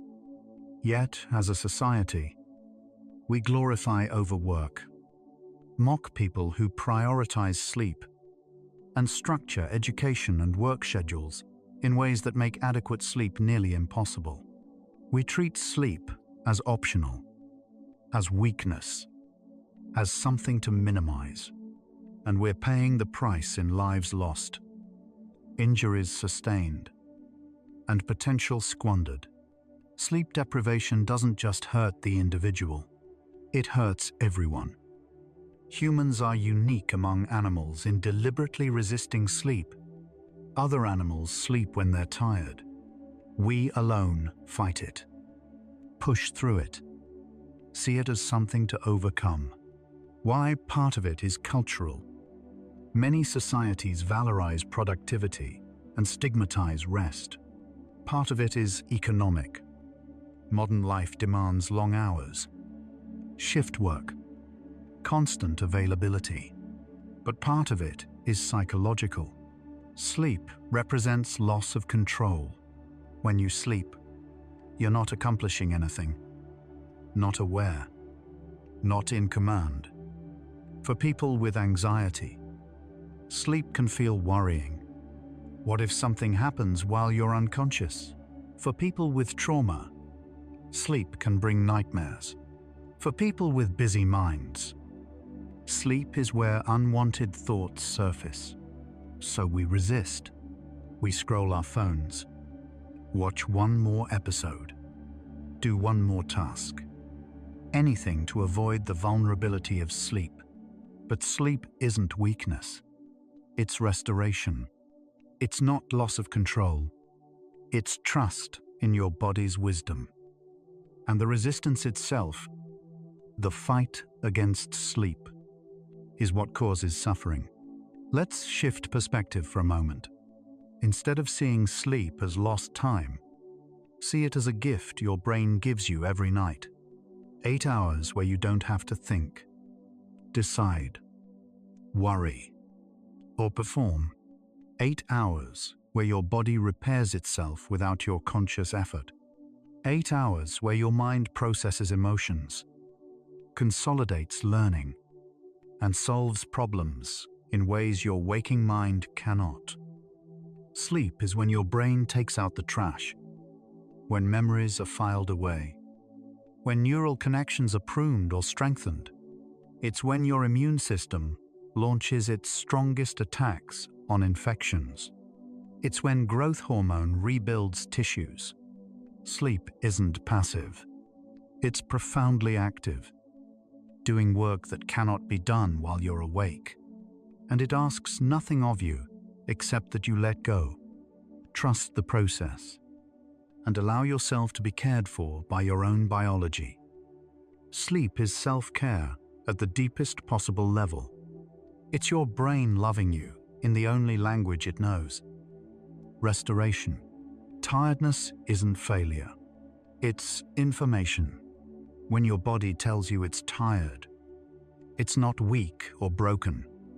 It's communicating essential data about your state. You've been awake long enough. You've used enough resources.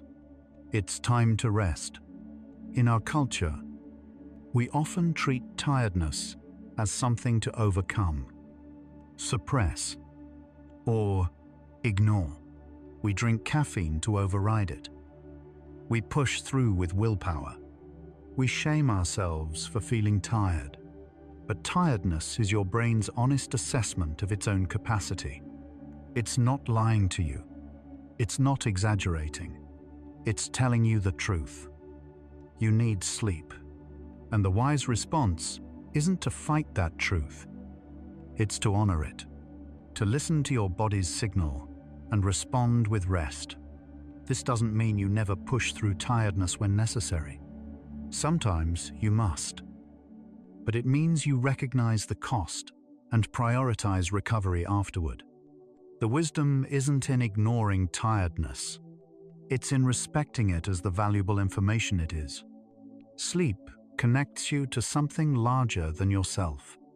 Every night, billions of humans around the world lie down and drift into unconsciousness, trusting that they'll wake again. We surrender control, release our grip on waking life, and enter a shared state of vulnerability. Sleep connects you to your ancestors, who slept under the same moon. It connects you to other species, who also cycle through waking and sleeping. It connects you to the rhythms of the planet, day and night, light and dark, activity and rest. When you sleep, you're participating in one of the most ancient and universal behaviors in the biological world. You're not separate, not alone, not isolated in your consciousness. You're part of a vast web of life, all breathing together, all resting together, all trusting in the cycle. Sleep is humility. It's acceptance. It's a nightly reminder that you're not in control of everything. And that's okay. You don't have to be. You can let go. You can rest. Dreams are among the strangest experiences consciousness can produce. They're vivid, emotional, often unusual, and usually forgotten within minutes of waking. During REM sleep, your brain generates an internal world with its own logic, its own rules, its own narrative. You experience it as real while it's happening, flying through the air, talking to people no longer alive, finding yourself in your childhood home. Dreams may serve functional purposes, processing emotions, consolidating memories, simulating threats, but they're also beautiful. They're your mind at play, creating art without an audience, telling stories without a purpose beyond the telling itself.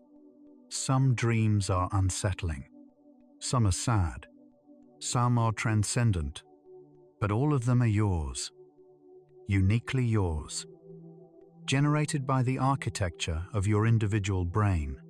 No one else will ever dream what you dream.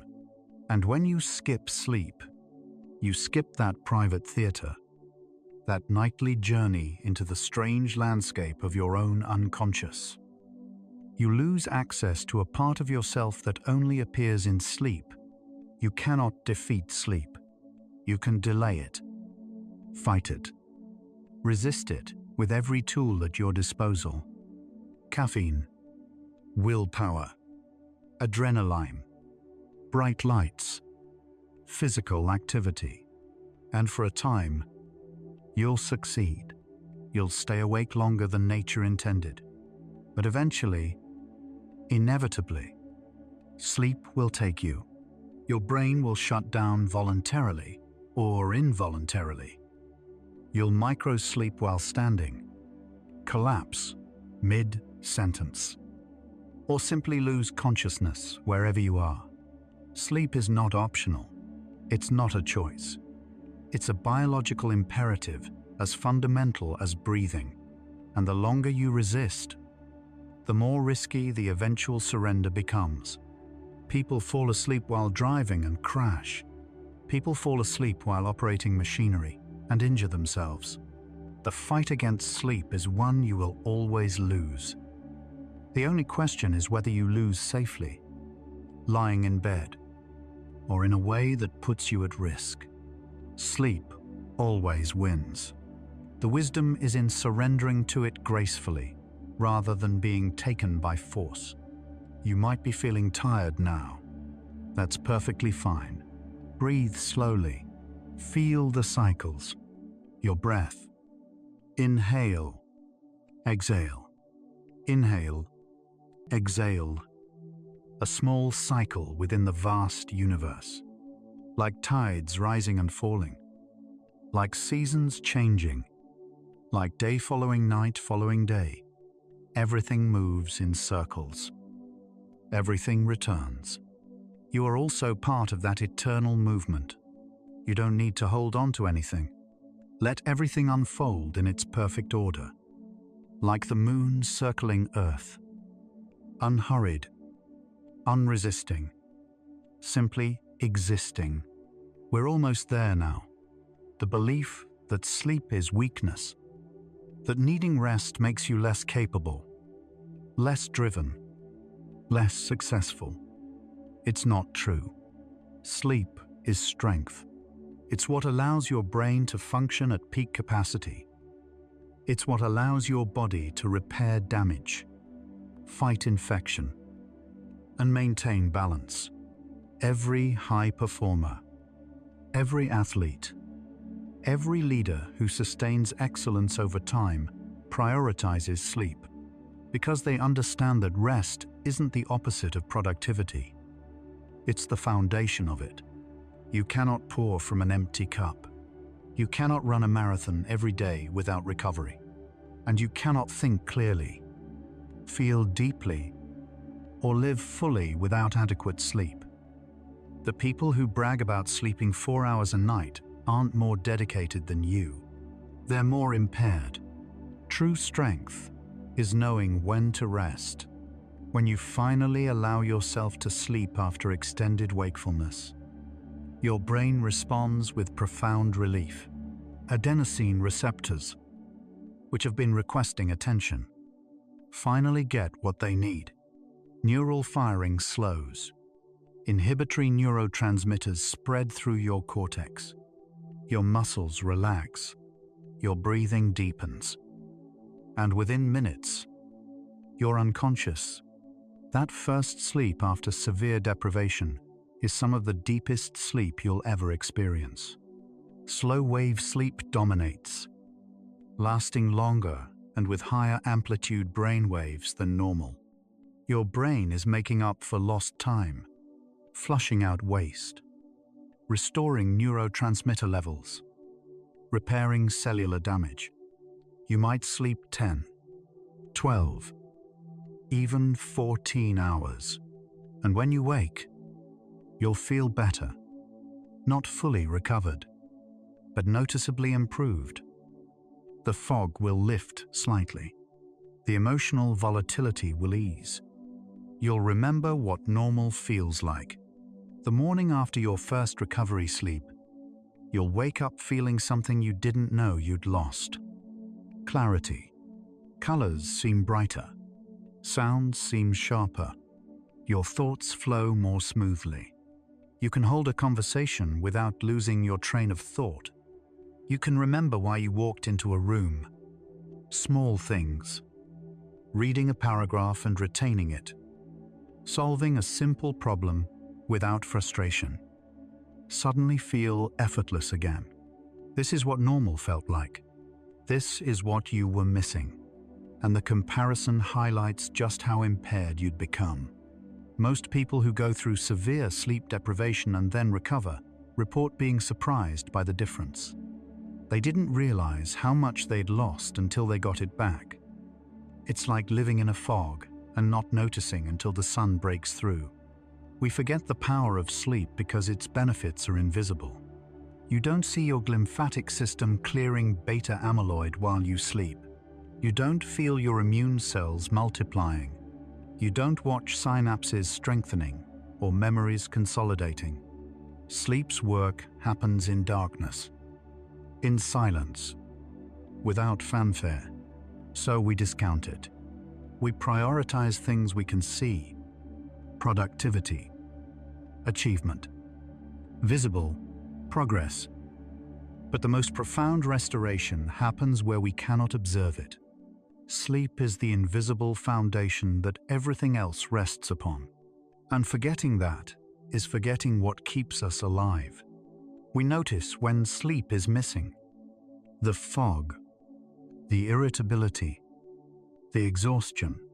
But we rarely pause to appreciate what sleep gives us: the clarity, the emotional balance, the resilience, the quiet gift of waking up restored. As you age, sleep becomes both more important and more difficult. Older adults need just as much sleep as younger adults, 7 to 9 hours. But they often struggle to get it. Sleep becomes more fragmented, with more awakenings during the night. Deep, slow wave sleep decreases. REM sleep shortens, and circadian rhythms shift earlier, causing early bedtimes and early wake times. These changes aren't inevitable deterioration. They're partly due to lifestyle factors and health conditions, but they matter. Poor sleep in older adults is associated with faster cognitive decline, higher risk of dementia, and increased mortality. Sleep is especially protective of brain health in later life. The glymphatic system, which clears beta amyloid and other waste products, depends on deep sleep. Without it, neurodegenerative processes accelerate. Taking care of your sleep now is an investment in your cognitive future. Children need far more sleep than adults. Newborns sleep 16 to 18 hours a day. Toddlers need 11 to 14 hours. School-age children need 9 to 12. Teenagers need 8 to 10, though their circadian rhythms naturally shift later, making early school start times biologically inappropriate.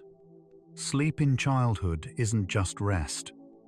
It's when growth happens, when learning consolidates, when emotional regulation develops. Children who don't get enough sleep have more behavioral problems, worse academic performance, and higher rates of obesity and mood disorders. Yet modern life, early school start times, excessive screen time, overscheduling, makes adequate sleep difficult for children to achieve. Prioritizing sleep for children isn't indulgent. It's essential. It's giving them what their developing brains desperately need, and it sets patterns that will shape their health for life. The relationship between sleep and mental health is bidirectional. Poor sleep worsens depression, anxiety, and other mental health conditions. And mental health conditions disrupt sleep. It's a difficult cycle, but here's the hopeful part. Improving sleep often improves mental health, sometimes dramatically. Studies on treating insomnia in people with depression show that when sleep improves, depressive symptoms improve too, sometimes even without other treatment. Sleep gives your brain the resources it needs to regulate emotions, process difficult experiences, and maintain perspective. It won't cure mental illness by itself, but it's a foundation. Without adequate sleep, even the best therapy and medication work less effectively. With good sleep, recovery becomes more possible. Sleep is medicine.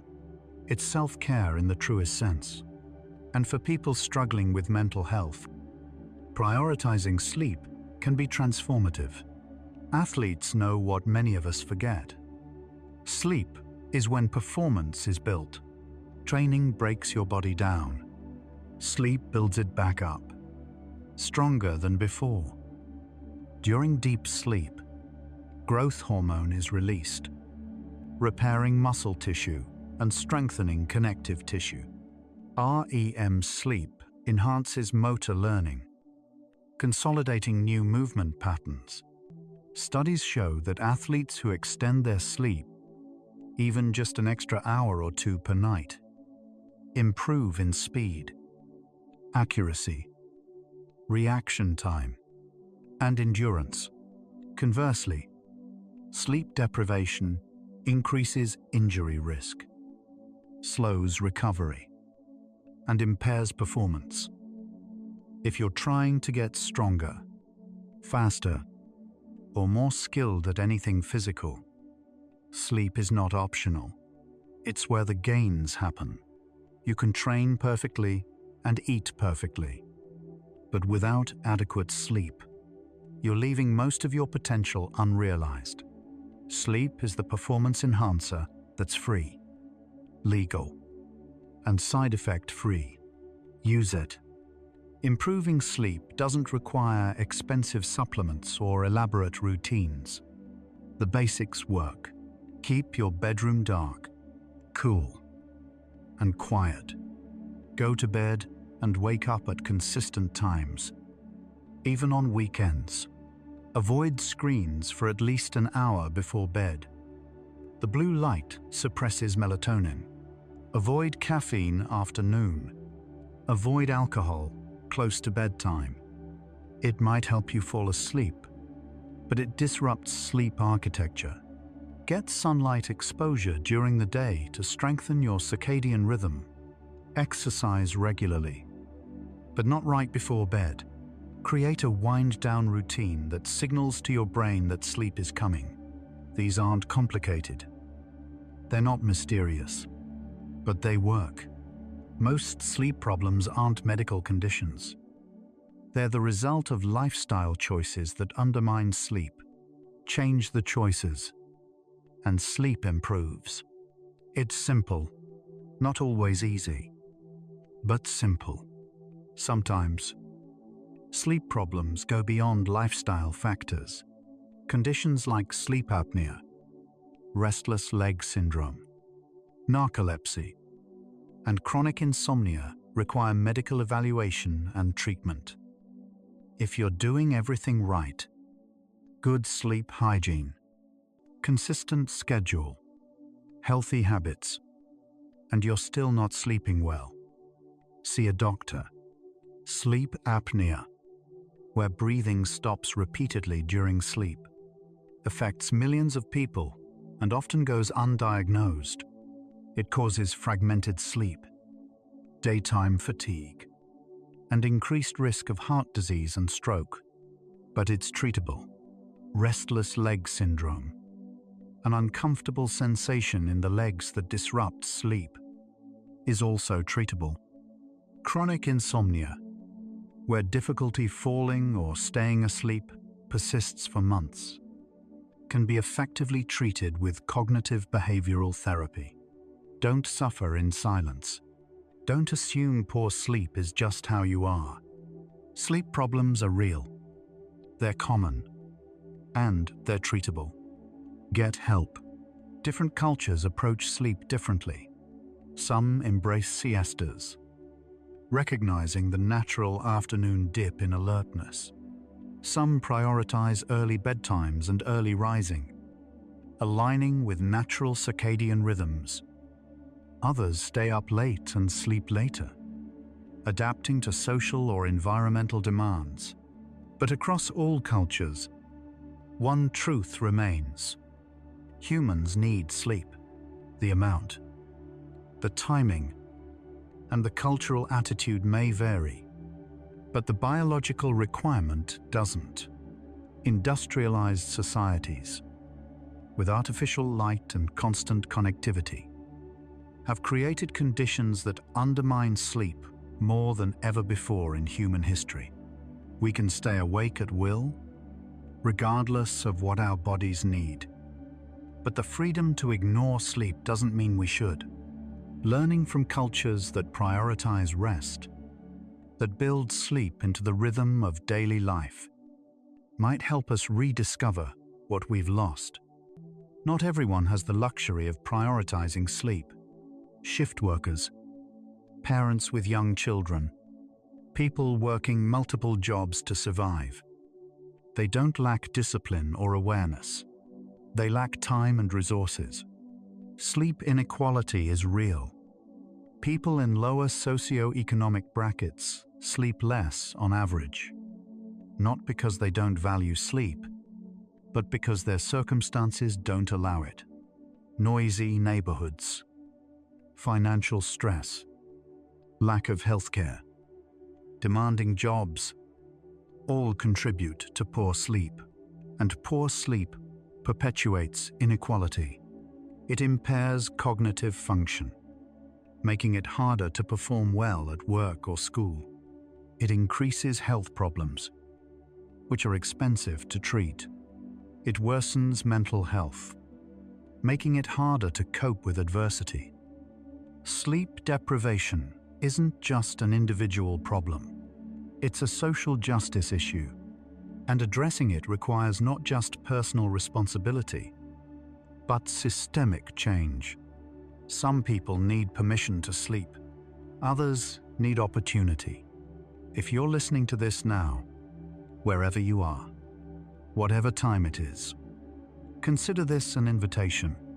You don't have to fight anymore. You don't have to prove anything. You don't have to stay awake out of obligation, guilt, or fear.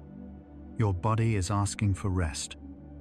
Your brain is requesting sleep, and it's okay to give it what it needs. Resting isn't giving up. It's refueling. It's honoring the limits of your biology. It's trusting that tomorrow will come, and you'll be better equipped to face it after sleep. You've done enough today. You've been enough today. And now, it's time to let go, to release your grip on waking life, to trust that sleep will restore you. The world will still be here tomorrow, but you need to be here too, rested and whole. In a culture that glorifies busyness and equates rest with laziness, choosing sleep is an act of self-respect. It's a refusal to participate in the myth that productivity is the measure of worth. It's a declaration that your well-being matters more than external demands. Sleeping 8 hours a night might mean saying no to extra work, to social obligations, to late-night scrolling. It might mean disappointing people, but it also means honoring yourself. It means recognizing that you're not a machine. You're a living being with limits, needs, and the right to care for yourself. Sleep is resistance. It's self-respect. It's a quiet rebellion against a system that wants you exhausted, compliant, and too tired to question. When you choose sleep, you're choosing yourself, and that's powerful. So, what happens to your brain during 24 hours without sleep? Everything breaks. Memory fails. Attention fragments. Emotions destabilize. Judgment deteriorates. Perception warps.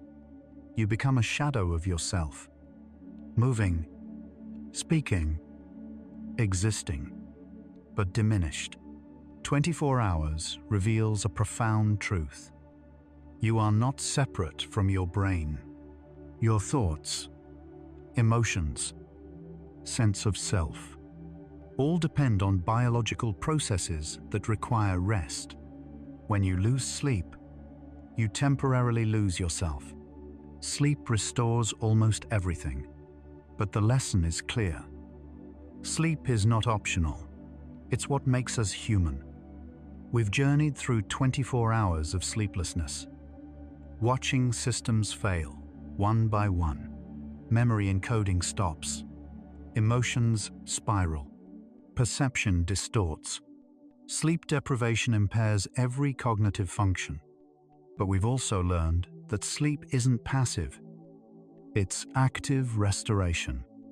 clearing waste, consolidating memories, regulating emotions. Sleep is non-negotiable. Every animal needs it.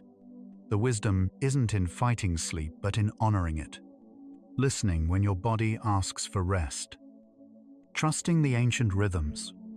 Sleep is a teacher. Its lesson is humility. Tonight, give yourself a gift, not something material, but rest. True, deep, uninterrupted rest. Turn off the screens. Dim the lights. Allow yourself to drift into sleep without guilt. Trust that sleep will do its work, clearing debris, preparing you for tomorrow. Healing what needs healing. Let go of the belief that you should be doing more. You've done enough. You are enough. Sleep is how you honor that. The gift is always available. Accept it. Why explore what happens when you skip sleep? Because we forget. We forget sleep is essential. That brains have limits. That rest is biological necessity. We push beyond healthy limits. Then wonder why we feel terrible. This story is a reminder. You're not superhuman. Your brain needs care. Ignoring signals has consequences. But here's hope. Sleep deprivation is reversible. Sleep tonight. Tomorrow you're better. Sleep consistently. Life improves. The power to heal is within reach. Close your eyes. Sleep is love for yourself. When you prioritize sleep, you're saying, I matter. My health matters. You'd encourage a loved one to rest, to honor their limits. Extend that kindness to yourself. We drive ourselves relentlessly. But self-punishment isn't virtue. Caring for yourself isn't selfish. It's necessary. Sleep is one of the simplest ways to show yourself care. Tonight, love yourself enough to sleep, enough to let go, enough to rest. Life moves in rhythms, day and night, waking and sleeping, activity and rest. These rhythms are built into the universe. Earth spins, tides rise and fall, seasons change. You're also rhythmic, not designed for constant activity, designed for cycles, effort followed by rest. Override these rhythms, and you fight nature. Nature always wins. Wisdom is aligning with rhythm, moving when it's time, resting when it's time. Sleep is the rhythm. Honoring it keeps you in harmony. Maybe you've been waiting for permission. Permission to rest, to stop, to let go and sleep. Here it is. You have permission. You don't need to earn rest. Don't need to finish everything first. Sleep is a right, not a reward. Your body needs it. You're allowed to give it what it needs. If you've been holding on, pushing through, stop. It's okay.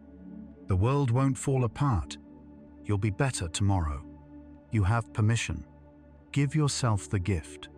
Tomorrow, if you sleep tonight, will be different. You'll wake with a clearer mind, fog lifted. Problems that seemed insurmountable will feel manageable. Emotions will have softened. You'll remember thinking smoothly, speaking without searching, moving without stumbling. Sleep gives you that. Biology, your brain restoring, repairing, preparing. Tomorrow won't be perfect.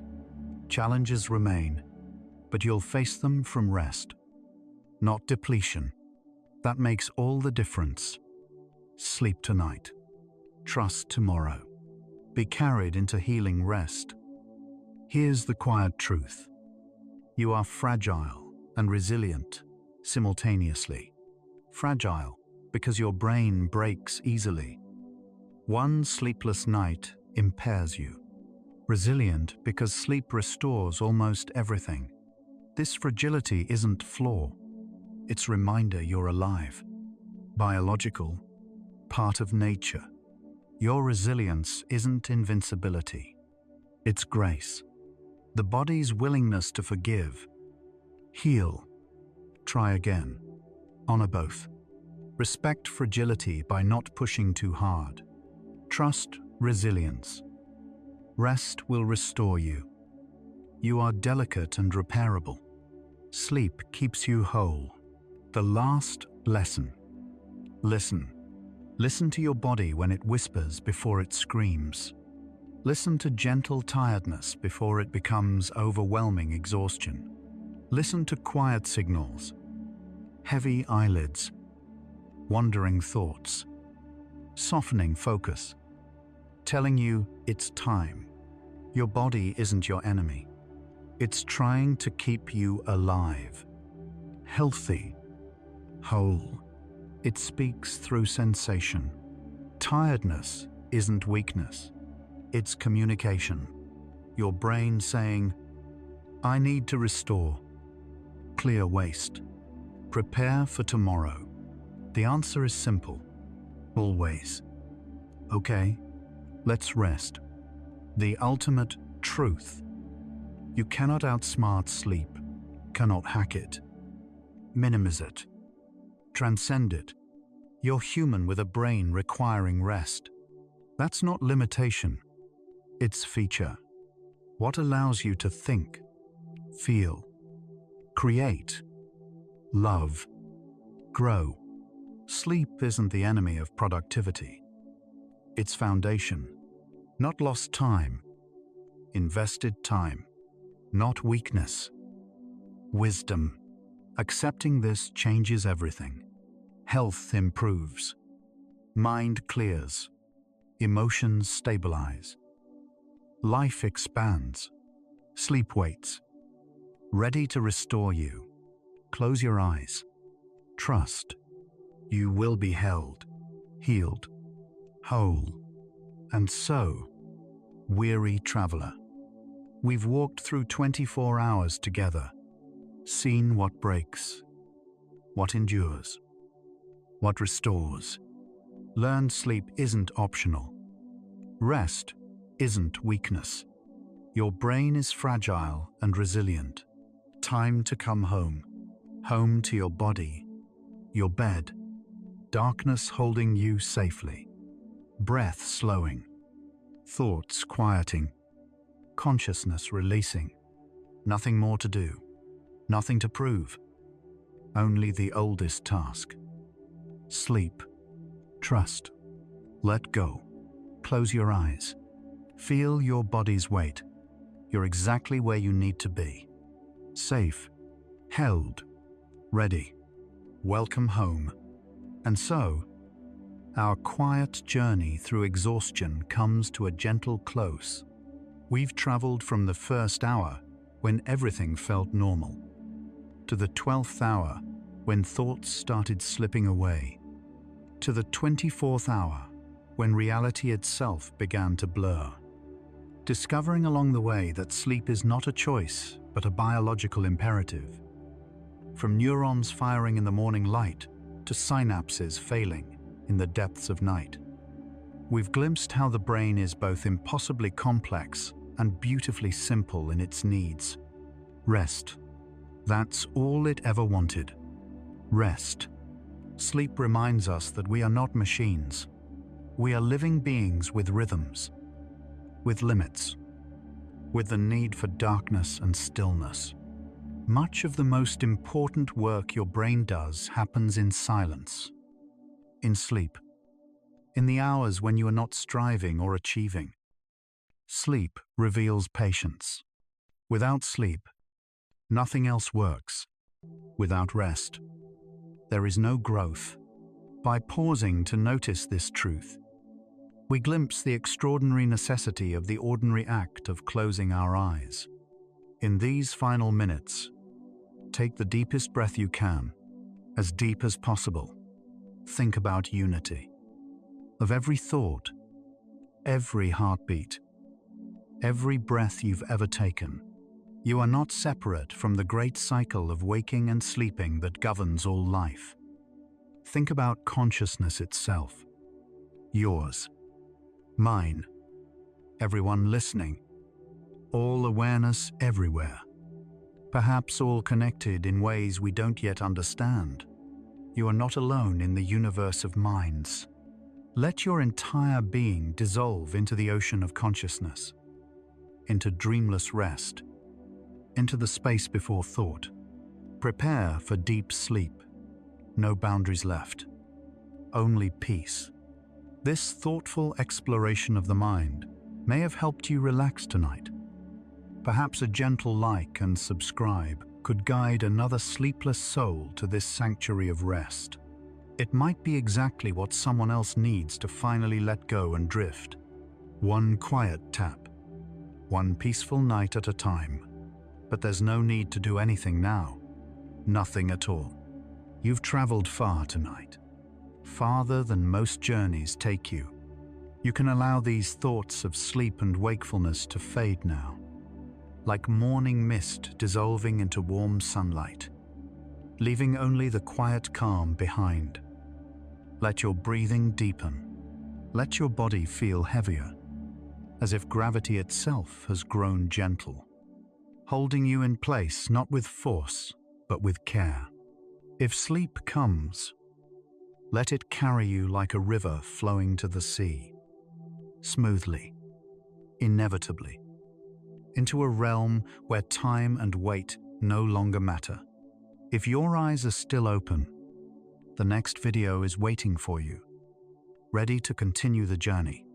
But if they're closed, stay there. Stay in the darkness that feels safe and warm. Tomorrow, your brain will still need sleep. The cycles will still turn. The rhythms will still pulse. But tonight belongs to stillness. Rest well. Sleepy scientist.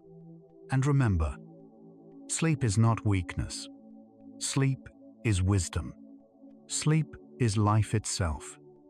Breathing in the dark. Dream deeper with bedtime science. Good night.